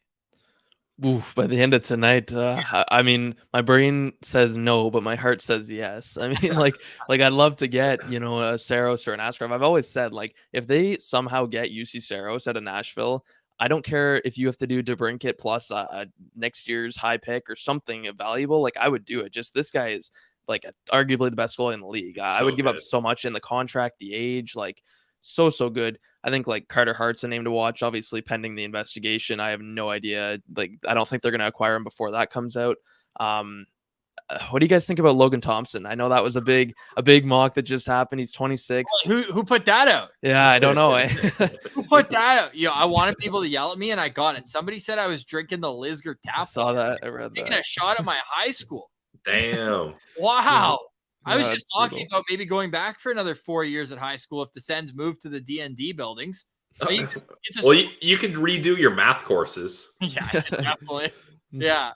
But maybe right. biology for a 3rd time. Why not? Like, let's just get crazy. The opportunities are endless. But Jack, who I took for a tour of Lisgar last time we were walking around in April, did you see I showed Igor his us calling his goal that morning? Oh, yeah. That was a nice little feather in my cap. But you said that you wish Ottawa had the last 24 hours that the New Jersey Devils had. Would you be comfortable still to this day, knowing it's not going to happen, given DeBrincat 8.8 by 8? Maybe not exact number, no, but it's more going for Tyler Toffoli, going for, within a span of, and they get Jesper Bratt too. So they had an extra draft pick or an extra player that they signed like after the season they just had. I know we've all talked a lot too. Just the Sens need to have the year the Devils just had. They're about a year behind. They draft their captain a year later than the Devils, get their superstar a year later than the Devils. So they're kind of the blueprint for me. Last summer, the Devils go out and get a goalie and it works out for them. They make the playoffs, go to the second round. Sens need to do the same thing here. So yeah, I'm jealous of the Devils for sure. I'm not scared to admit that, but it all depends on how this plays out, right? I'm sure you guys have been talking about it. I couldn't hear anything. Laptop needed a bit of a reset there, but Ross, you're talking about going back to Lisgar to take some courses. I might have to take some tech courses because Brennan knows I'm not very techy either. So yeah, that's all right, Jack. That's me in the relationship in our podcast. I'm not the tech guy either. I just show up and tell jokes. Hey, yin and yang. That's what it's all about. Brennan, how long does it take you to do a jersey swap? And if the Sens make a trade tonight, when can we expect it ready? Well, listen, there's 2 ways to do a jersey swap. One, you actually switch the jersey, and that takes forever, so I hardly do it because I just it's so tedious.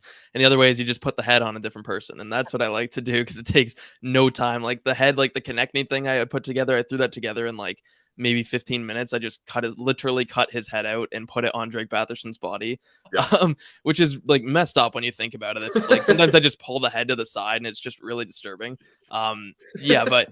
If somebody gets traded tonight, it depends. The goalies take longer because they've got the mask, and I did a Talbot swap last year, and I actually put Ray Emery's old mask onto his mask, which was stupidly hard to do. It just took too long.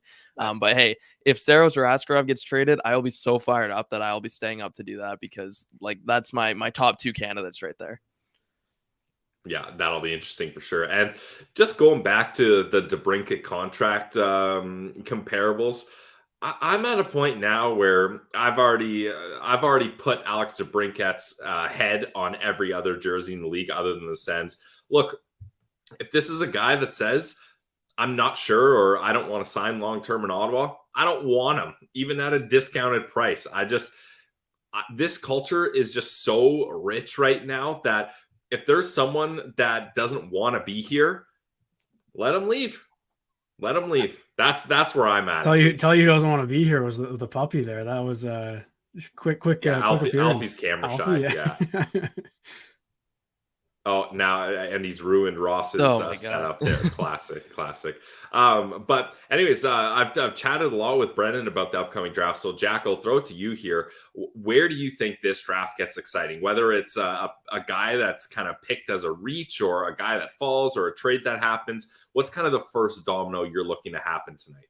It's got to be Michkov, right? Like that. Yeah. That's who I'm looking at. I think 1, 2 should be locks. I'm assuming 3 is as well. With I got Leo Carlson there. I think, but I don't know, man. Columbus. Sometimes they go off the board. They go off the board a little bit. Oh, yeah. And I don't know if they'll do it at 3, but I mean, last year I don't know. I want to say last year it was a consensus top 2, 3, 4 or whatever. But the Devils, going back to New Jersey, they took a swing on Simon Nemec a little bit, right, at the second overall pick there. Shane Wright fell to 4. It was a bit of a gong show in the sense of, pre-draft models didn't know. And I think the Habs being at 5 is kind of perfect because they kind of set that in motion by letting Shane Wright fall to 4.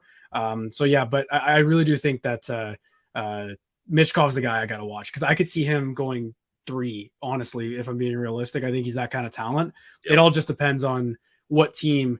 I would say the Sharks to me make the most sense for him just at 4. It's because they're so it's a barren wasteland in San Jose right now. Like they have nothing. And I think it would make sense. Get your stud, wait on him for 3-4 years, whatever it is in the KHL.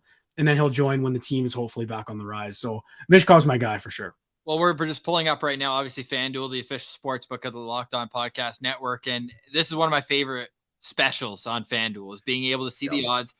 And they're moving for each pick. And it's like, okay, who's sitting behind the computer here getting all the information of which pick is where and why? But Adam Fantilli is an overwhelming favorite to go second overall. I like the value of Leo Carlson for 3rd at plus 110. That's one I think I'm going to put some shekels on. But how about Will Smith being the favorite, right? Like that to me is pretty interesting there. And we can even go down. Let's see the Montreal Canadiens. Obviously, people are really going to be all over that. 230 hasn't moved for David Reinbacher. I put a few on that because, again, this is a stat we probably said 47 times during the Locked On mock draft. I still think it's the coolest thing ever. A defenseman has gone top 5 every year since 2003. Every year. And Jake Sanderson obviously made it all the way to 5 before going. And then this year, there doesn't seem to be a consensus in the top 5. But David Reinbacher seems just so pro-ready. It just seems like he could be the guy that a team will say, you know what? Let's just get a right-side defenseman in our top 4. very high floor type player that we can really kind of count on to be in there. Pilsy, does anything surprise you for Montreal at 5 in terms of this, like whether it's, Ryan Leonard being a co-favorite with Matvei Michkov or anything else? Yeah, I'm actually going on FanDuel right now to try to lock in some bets here. But I think Ryan Leonard at plus 200 is something I would look at there. I've heard a lot of people connect Ryan Leonard and the Montreal Canadiens together. And Will Smith, there was a lot of value there. Oh, Edward Chalet, I'm smashing that. Wait, is over means he'll get picked earlier or later? Wow, that is kind of a little bit of a mind pretzel. I'm guessing later, like over later. Okay, 25 being over. With the same odds. Yeah, that means they don't know. They're just guessing. It's which is good. Hey, what do you make of it that they've locked the Ryan Leonard Dalibor Dvorsky bet? They're like, no, we can't do that right now. Yeah, that's interesting. They could have put up any head-to-heads possible. They only put up 2, but now one of them is locked. Something's going on. This is as tinfoil hat season as it gets right before the NHL draft. And it brings me back. I think it was our friend Jerome Berube who posted this the other day. And it just makes it's so funny, but it's so true. It's a clip from the Pat McAfee show. And they're asking this NFL guy before the draft. He's like, so do you know anything that we don't right now?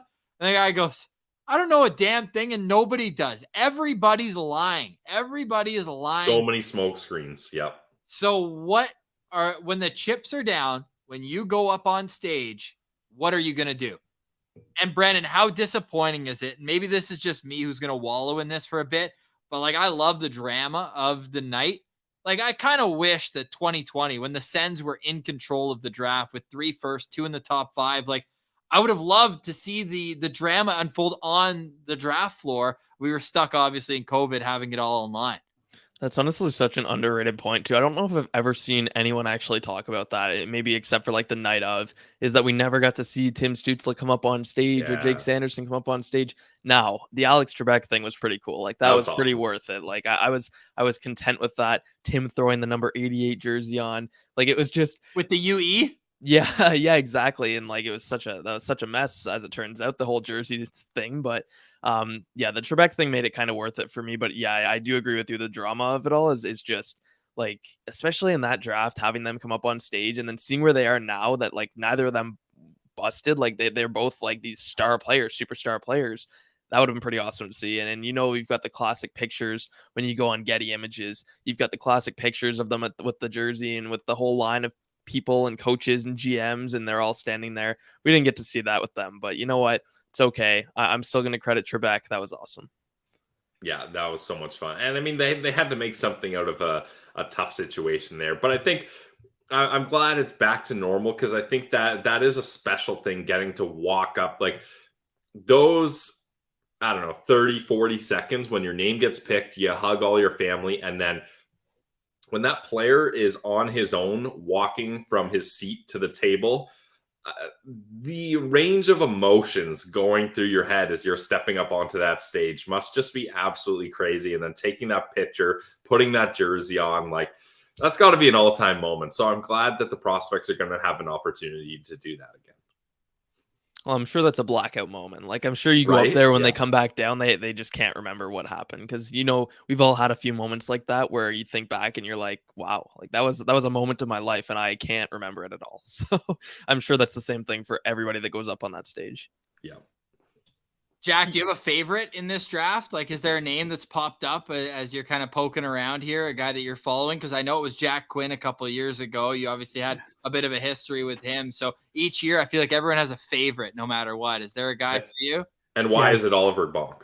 Oh, I mean, that's the easy answer, because he's not only Bonk's kid, but he is an Ottawa Senators fan. He's got the mullet. He was in London. I watched him a couple times this year. It all lined up for me. And yeah, just quickly on Jack Quinn, I may or may not have tied him in points one season back when we were like 13 or 14. Don't want to pat myself on the back. That was pretty cool to see when I went back and looked. But I like Benson a lot. I like Benson, and which is kind of out there for me, because I'm not, I know he's a smaller guy, but I think his skill to me, like if I had to pick I don't want to say a dark horse, because he's probably going to go top 10 for sure, top 15, but that's the kind of player where kind of like a Matthew Savoie from last year. Same. I know they played same team as well, but that's kind of like it's that pick in the end of the top 10 where you're thinking, oh, you know what? The Sens would have been in and around there if they had their pick. So I'm going to be watching that guy for whatever he ends up doing in 3, 4, or 5 years from now.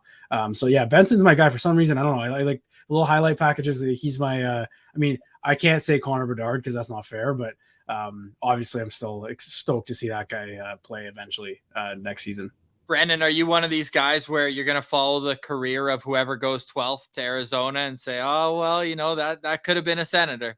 I honestly could not care less. I haven't even considered the potential of that. Nice. You've got Chychrun. Like I'm very much of the mind of if you can get a proven player, like who Chychrun is, and you're hoping that if that 12th pick is Sandin Pellikka, you're hoping he turns into 3/4 of what Chychrun is.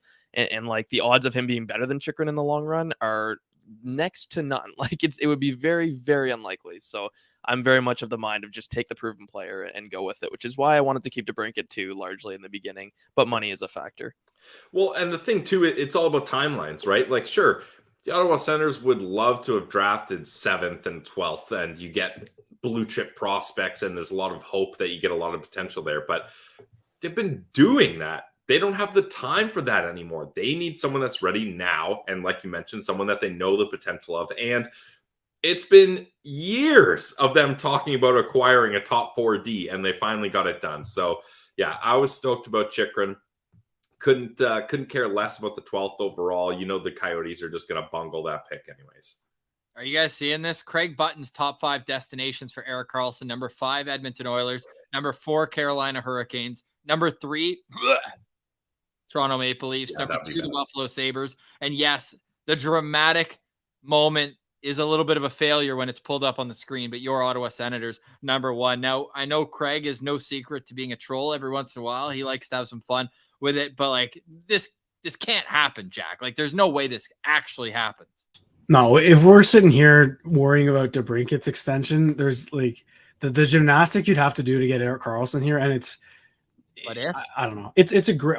If I would be all over it. I think the consensus, feeling among Sens fans is it makes absolutely no sense. They don't even need him right now. But let's make it happen. Let's make it happen though. Because I don't care. I mean, 3 Norris trophies, man. He's coming off his best career year, arguably one of his best seasons. I would say that it would. I know Bruce mentioned that you'd have to move Shabbat's money out. That would probably be the first guy to it. Not even just money, but just place in the lineup, right? I think power play, offensive defenseman kind of thing. So that would be my pick for sure.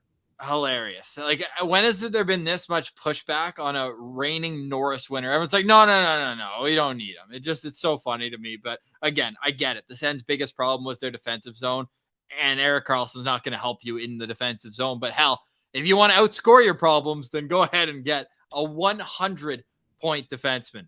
A 74, 72 point even strength defenseman. Like, I don't know, man. I mean, the Sens need 5-on-5 offense. Yep. Can't get much better than Erik Karlsson in that regard, unless you're Connor McDavid. That's a great season on the Sharks of all teams. It wasn't like a playoff team pushing. It wasn't on the Sens of this year. That'd be a different story. It was the Sharks. They were terrible. Yeah. You can close your eyes, though, and imagine a world where it's Sanderson, Karlsson, and then Chychrun, Shabbat. I mean, salary cap be damned, as I've heard Brennan say before as well. And it's just like, sometimes you just got to imagine the possibilities. Salary retainment, 6 teams retaining salary, you get them at league minimum. You know what? Almost wish that he hadn't had such a good year, gets bought out, and then could come sign it like a Shattenkirk or a Ryan Suter contract where he just comes home. But yeah, the cap just makes it unrealistic. But now that like even people, even though they might be trolling, like people at the biggest network in the country are attaching Erik Karlsson to the Ottawa Senators. Like this isn't just us asking Mark Mathot in the middle of the season if his friend would consider living back in Ottawa. Like, it almost feels like it might be crazy enough to happen. I don't understand it at all.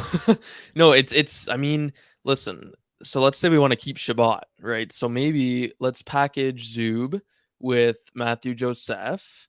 That's $7 million. And the Sharks retain. Okay, like we're not being too crazy. Yeah, a third team retains. I mean, my concern with him, if we're actually being logical, is age. Like I just get worried. I know he's kind of healthy now, but it still makes me a little bit nervous. Like if you acquired him, right, I'm sure at some point he's going to regress. But like Jack said, I mean, he's going to give you at least a couple of years of ridiculously good 5v5 play, which is where the Sens could not score last year. So, I mean, yeah, that top four you just said is egregious and unfair and would undoubtedly be the number one defense in hockey. I'm not even here for a discussion with that. But yeah, like that would be insane. Yeah, I just think let's wait till this contract is up. He's a UFA and just come home, Carl. And then he'll come home on a 1-year deal, then maybe re-up for another 1-year deal. I am fully convinced, whether it's just me telling the Sens fan in my heart that he's going to come back. He'll play in a 2D jersey. I'm just convinced it's not going to be on this contract. And when he can decide where he wants to go, he knows where home is.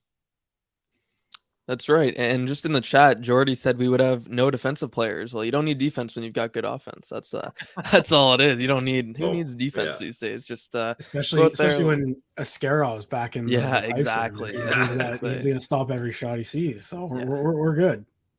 He makes a good point here. You got a new owner coming in. Erik Karlsson comes back. Like the contract would literally pay for itself in jersey sales. The 2D Karlsson jerseys would fly off the shelves like you've never seen before. So. Anyways, while we're on this topic, is Danny Heatley around? Like, should we bring him back too? Let's just get the band back together, get some offense going here from every era. Radek Bonk, Oliver's getting drafted. Does Radek want to play third line center for the Sens next year? And no, really cool night, really good stuff. And Jack just let me know on Twitter as well that Pierre Dorion will join TSN 1200 at 7:00.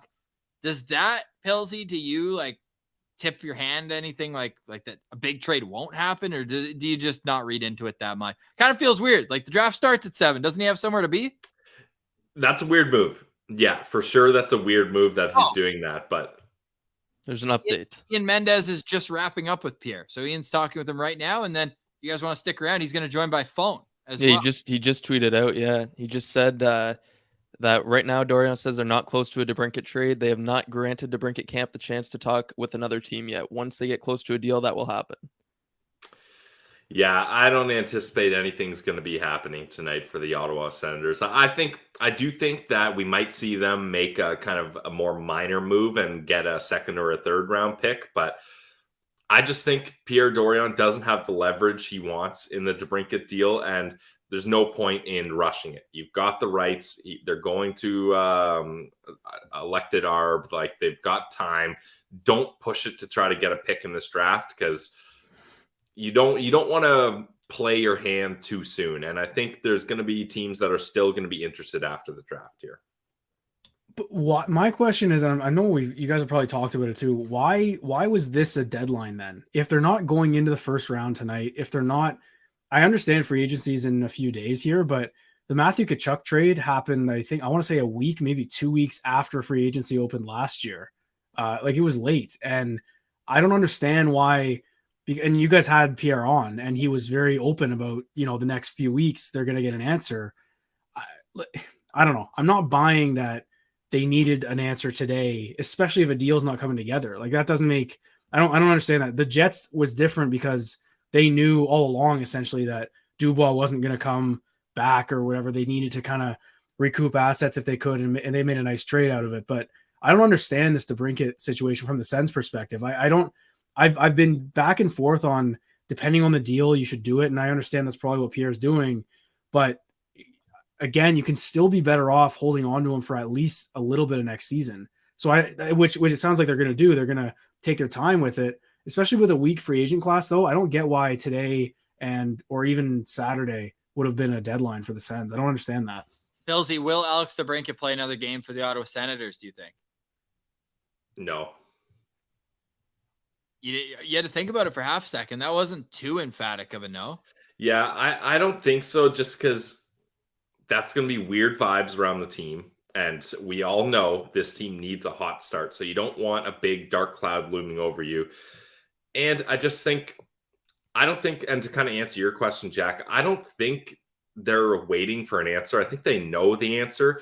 I think that's just Pierre Dorion using the media to try to hold on to some leverage. I think it's him being like, well, DeBrincat might sign a long-term extension. That's still a possibility, even though, like, in my belief, and this is just a hunch, this is not a per the streets or per sources type of comment, but I just believe he already knows he doesn't want to be here. The Sens know he doesn't want to be here. If he wanted to be here, they would have got something done. So I think there's not much of a chance. If he does play for the Ottawa Senators, I think it's out of kind of default, and that's not what the Sens want, and that's not what Alex DeBrincat wants either.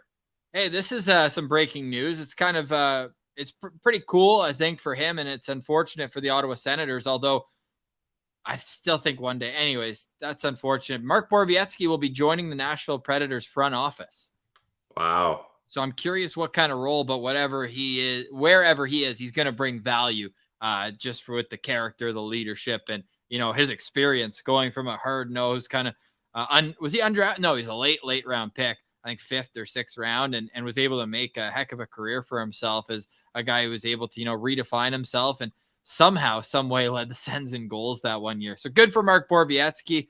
I thought he was coming to Ottawa. He kept talking about building a house here and moving back here, but he's joining the Preds front office. So that's an interesting maneuver there. And we're still waiting for the news to drop. Like Brennan, I know you're online every day too. Are you waiting for that Alfredson press release, or do you think it's going to come closer to training camp when Michael Andlauer officially gets the keys? Because I'm seeing like it's Alex Steen one day, you know, it's all these guys, the Jerome McGinleys of the world. Like, when's it our turn to bring back a legend? Yeah, I guess they could be waiting until he officially comes in, but I mean, I think they could do it anytime. Like, I don't see the point in even waiting here. I just want news. Like, I just want news. I'm so antsy right now. Yeah, Alfie though, I mean, that's the ultimate way that Andlauer can win the Sens fans over immediately. So maybe he will wait until he's officially in, because I guess right now he can't really come in and do a whole bunch of media stuff yet. Once he comes in, he could probably go in and actually like have the whole media session and the pictures and the handshakes and everything else. But I mean, I'm down for Alfie whenever. Like, I don't even want to wait for it. Let's just get the excitement. Let's get him back in, right? Like, what's the point? Although Ross made a good point. I forget if this was off or on air, Ross. Probably off air if it was a good one. Yeah, no kidding, eh? If at any point you need a boost, nothing beats an Alfie surprise. Like, a surprise Alfie appearance is just the ultimate thing. Like, I will never, ever forget at the home opener when they showed Alfie in the room and he walked out to drop the puck. Like, I got goosebumps just thinking about it. I honestly, Ross, I don't know about you, but I might have been close to shedding a tear there. Oh, like, that was an emotional dry eye in the house. Come on. Yeah, like that was just an ultimate moment. So if Michael Andlauer, if you want to ace up your sleeve, hold on to the Alfie news and then bring it out as a surprise. That's an easy way to send fans hearts. I got a surprise to everybody but Jack, who just sent me this on Twitter in the DMs. Murray Pam tweeting out that Jim Biringer, I don't know who that is, but I'll believe him because I want to believe something. Oh, a writer, full press NHL. Okay, so we'll ride with him for now. Pierre Dorion. Oh, this is him just quoting Pierre. So maybe we'll get to double down on this if Ian Mendes says something. But there's a deal to be made with Travis Hamonic, which could get contentious here. What do you think that number is going to come in around? Brandon, what would you be comfortable with? Because I know you're more so leaning towards, you know, fresh young blood in there. And I'm more of the mind where you need a veteran stabilizer and the PK just disintegrated after Hamonic went out. But what would you be comfortable if he is going to sign a 1-year extension? I would be comfortable with $750,000. Like, oh my God, man, we're pinching pennies here already. If the Brinket's even coming back at 7.65, if that does happen, I mean, okay, I guess I'd be fine if Hamonic's the 7. My problem with Hamonic is I do not trust DJ Smith to use him as the 7th defenseman, and I will be some angry if I see Hamonic paired with Sanderson into next season. Like, I can't handle it again. Okay, I like Hamonic, and I think he was a good leader. I absolutely think he was a good leader. And he brings some good things, and he is good on the penalty kill, but I think you have other options now. Your top 4 is set, and I like Bernard Docker in that bottom pairing role as well with Brandstrom. But I guess I do get it for injuries, right? If you get him at a good price, because depth is a problem. Kind of like the Nick Holden situation. Yeah. He was making, 1.2, Jack, this year? Something like that, would you like? Price wise, yeah, I think that'd be fine. Like anything under 1.5, probably I would be good with. Problem for me is Dorion said it to you guys. He said it at the end of the year as well. It's JVD's spot to lose. So if you're bringing Travis Hamonic back, what is that like? What are you saying there? Because I'm assuming Eric Brandstrom's also back. The blue line is quite set. It's been set since the end of the season. This is like we've been saying it all, the last few months. It's a strength of theirs right now. So yeah, it'd be a great depth signing. I think I completely agree with Brennan, but I also agree with, I don't trust DJ Smith to not play him in those big minutes. And just another thing, I don't like the idea of, if Zub goes down for 20 games, having to put him there because you don't have the depth to fill it in. Now, like, I don't know that JBD would be better. That also says, I see it in the comments there from Alfie's Mullet, I guess Cleven starting in Belleville, but I don't think he deserves to not get a look in camp because of the way he played last year. So I think bringing Hamonic back, if anything, it just kind of puts a question mark over a lot of guys, because yeah, it would be a lot of youth on the blue line, but I don't count Sanderson as a young guy. He's a stud. Chikrin, Shabbat, those are veteran defensemen. Zub is a veteran now, pretty much. Like, they're not that young when you think about it. With inexperience, even Eric Brandstrom, for God's sake, he's got pretty much two full seasons under his belt at this point. Like, that's not young. I think JBD, I don't even know if he's considered a rookie anymore, just based on how many games he's played. So I'd be okay running that kind of decor. And I think bringing Hamonic back would cause that's not a competition in camp signing. Matt and Paolo was, I think it'd be a different signal. So I don't know, maybe there's a deal to be made is a little, I'm not gonna say misquoted, but we got another question and all that, but I mean, we know Pierre's a quote machine, so I don't really know what the question was, but yeah, interesting comments from him, especially based on what he said at the end of the year. I think he said, we're doing 1 year and that's it. So now he's saying there's a deal to be made. I don't really know what's going on. Brennan, would you rather have JBD or Tyler Cleven on the Sens blue line opening night? I would. It's hard because I liked what I saw from Cleven more at the end of the year, but I also feel like young defenseman, like, there's no harm in giving him that time in the AHL, giving him a year with Bernard Docker. I mean, like, I don't even think they need to bring Hamonic back myself, but for me, I'd probably take Bernard Docker based on just the fact that I think Cleven would benefit more from time in the A. But if he's doing well in the AHL and Ottawa needs that support and needs that physicality, like, I'd be happy bringing him up. I've maintained that I think Cleven will play a good amount of games next year, regardless of where he starts. Yeah, I think it's going to be interesting here. Final question for me, guys, is how do you guys feel about the news? And this might be a loaded final question, but the news that Pierre Dorion announced that DJ Smith and the coaching staff will be back this year. I want to get Jack, I'll toss it to you for this one. I wrote in November of last year that I was sick and tired of the same cycle, and I'm not saying it's going to happen again, but we all know the definition of insanity, and it's just doing the same thing over and over again and expecting different results. I do legitimately, I see the argument to keep him because I think there's been progress every year. This is going to be, regardless if the ring gets back or not, this will be the best team he enters the season with in Ottawa, and obviously in his NHL career. In that case, it'll be the best team Kachuk's played on, best team Shabbat's played on, all these guys. So there's a chance. There's a chance that it will work out. I won't be surprised if it works out. If it doesn't work out, though, Brennan said it best the other day, heads need to roll. The schedule came out, 4 road games. If you don't count until the Sweden trip, Sweden is road and home. It doesn't it's a road game for both teams. They've got to be in the mix at least be a few games over 500 at that point. I think we can expect them to be top of the division at that point too. I think that's a fair standard to hold them to. So I don't know. I mean, the more time went on, the more ownership dragged out. I was expecting DJ to come back. I just think it's a crazy, leg for Dorion to stand on, knowing that this is kind of his first and last impression with the new owner, right? If it doesn't go well, the clock might be ticking on them, right? So banking on DJ it's a bold move from Dorion, but if it works out, then kudos to him for sure. We'll be praising him for sure if it does work out. Yeah, and Brennan, the similar question I'll bring to you is, what do you need the record to be at before Sweden for DJ Smith to have a longer opportunity here? Because I think all of us can agree he's on a short leash. or he should be. I think like 500 is your standard record, but I don't even know if I'd say record, like a specific number. I'd say that they need to be in a playoff spot. That would be my standard, is they need to, and I mean, even a wild card spot, like fine. But yeah, I mean, I was kind of disappointed by the DJ news, but I also expected it. I think the timeline and the delay of the sale factored into, like, I mean, Andlauer's coming in, and what can he do other than listen to what Pierre says? And Pierre, of course, wants to bring him back. So, yeah.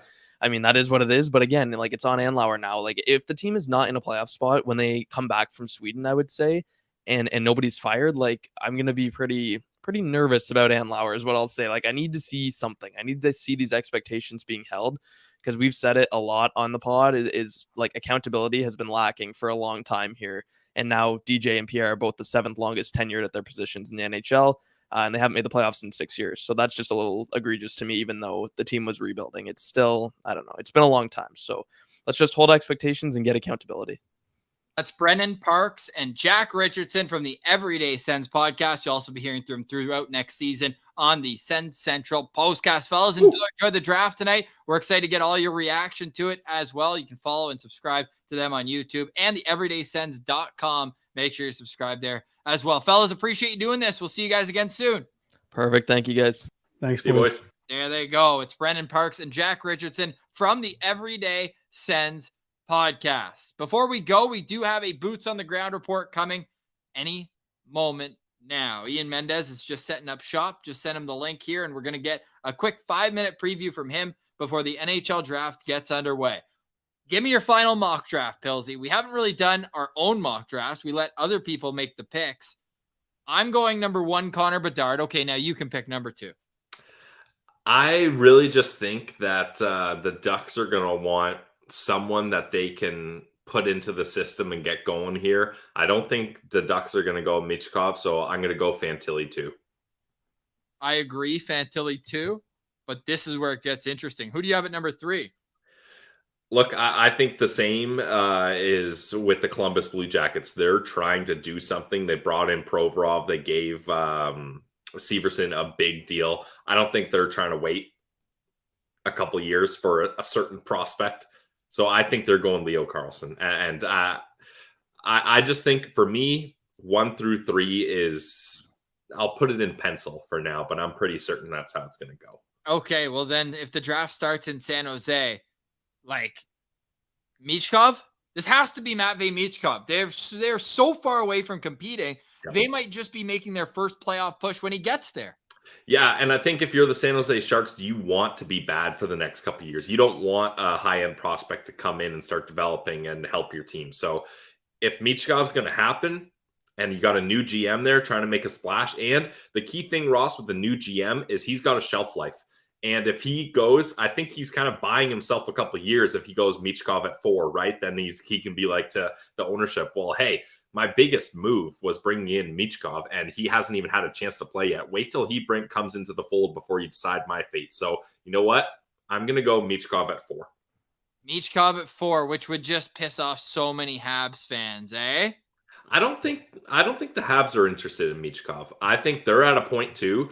You can already see it. They're collecting players. They sent off 2 picks for Alex Newhook. Like, they're trying to piece things together. That's a fan base that doesn't want to be rebuilding for very long. So I really think that for the Habs, it's between Smith, Leonard, and Reinbacher for me. I don't think, even if Michkov is available, I don't think they go for it. Oh, you don't think so? No. So Ian just showed me like his DMs are completely like blank like that. He's saying it's a complete shit show inside the arena. So I hope that the team executives have better connection. Well, think of all the phones and all the messages ingoing and outgoing. Like even when you go to like a Sens game and it's not a draft night with war rooms in there, it's hard to get a message through. So that makes sense. Says he can't even tweet right now. So they are off and running in Nashville tonight with the NHL draft on deck. Where did you go with Montreal? I know you're between a few guys, Reinbacher, Leonard, all those. Will Smith. You know what? I'm going to go with Will Smith. I think they're going to take the best player they can. They took a bit of a swing with Slavkovsky. I think they're going to want something a little bit more secure. And I've said it since Will Smith has kind of come into our conversations, Ross. I just see him as a Hab. And of course, the off ice, on ice connection, where Kent Hughes was Will Smith's coach. You're looking at me like you didn't say Will Smith.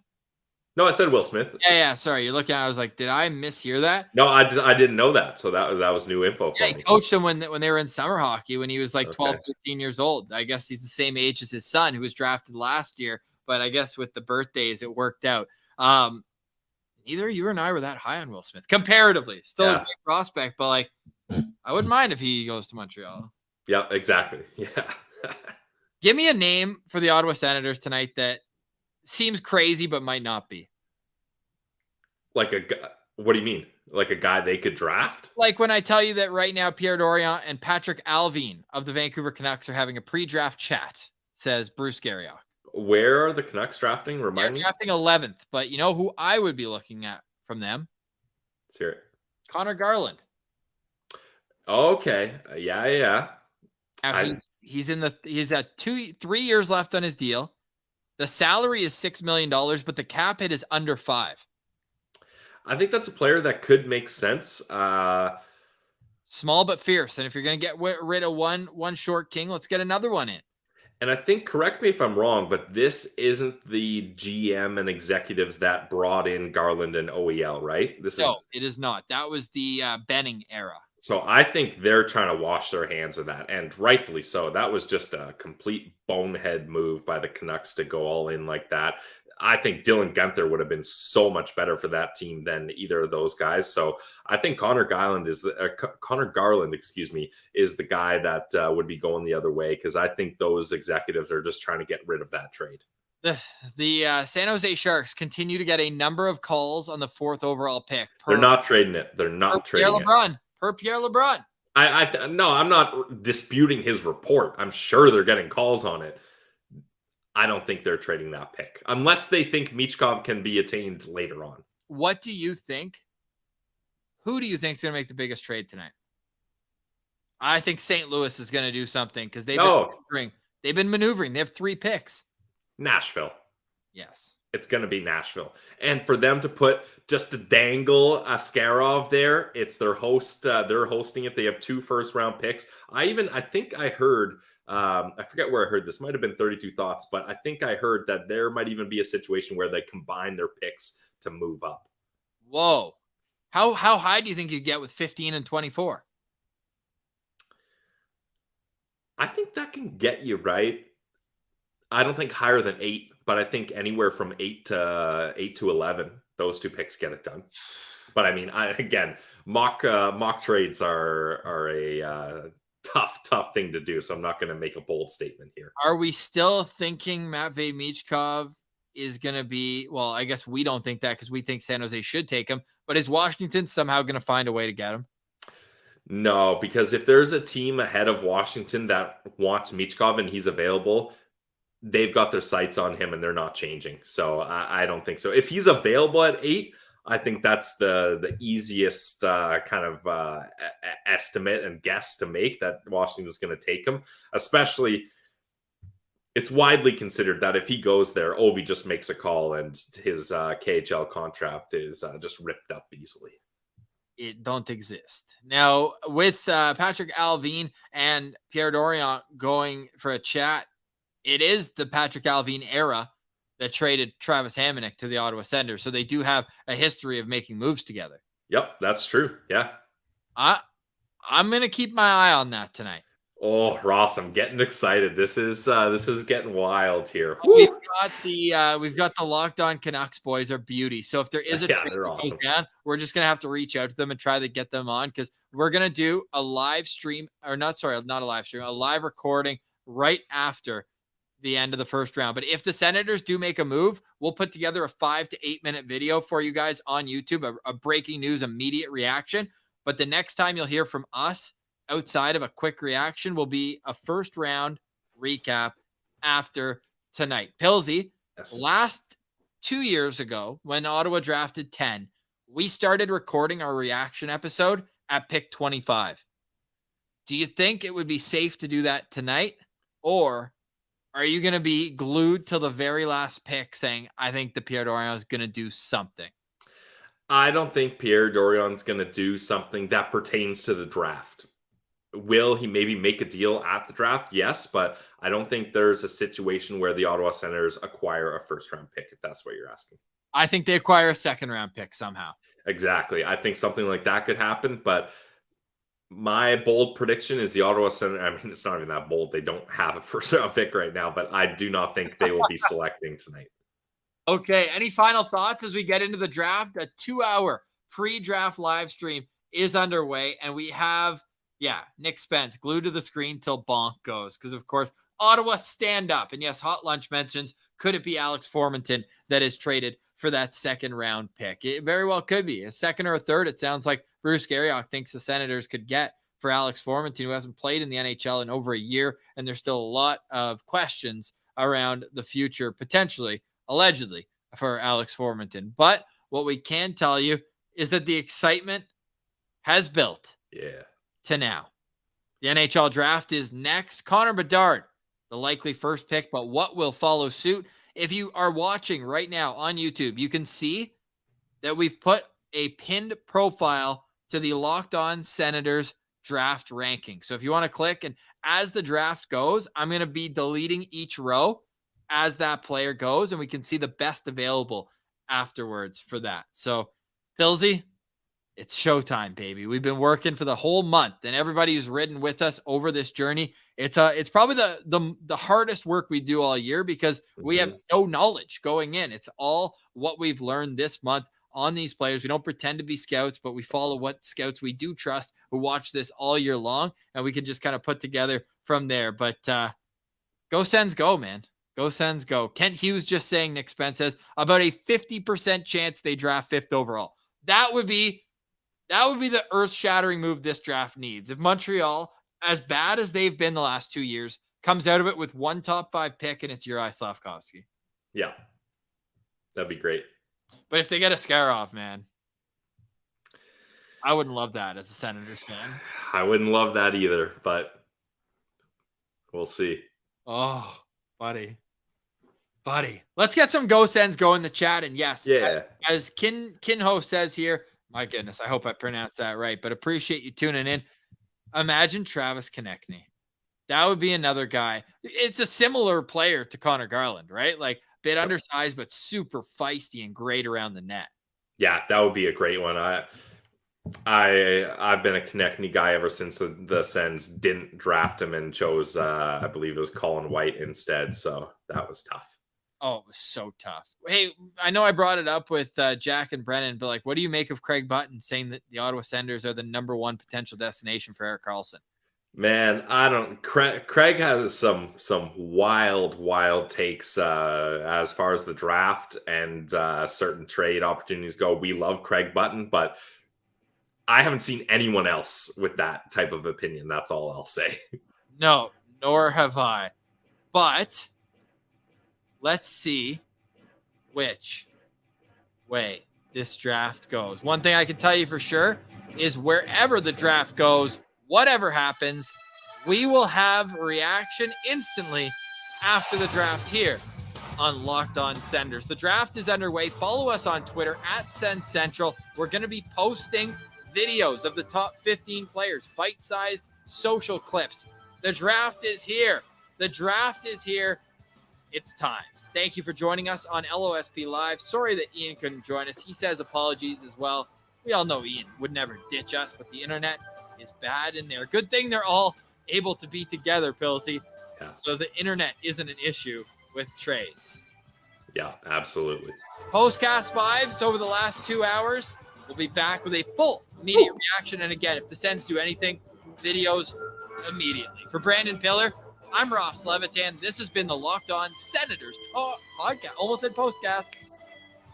Live stream ahead of the 2023 NHL Draft. Go Sens, go. Enjoy tonight's game. We'll talk to you later on the Locked On Senators podcast. It's your team every day.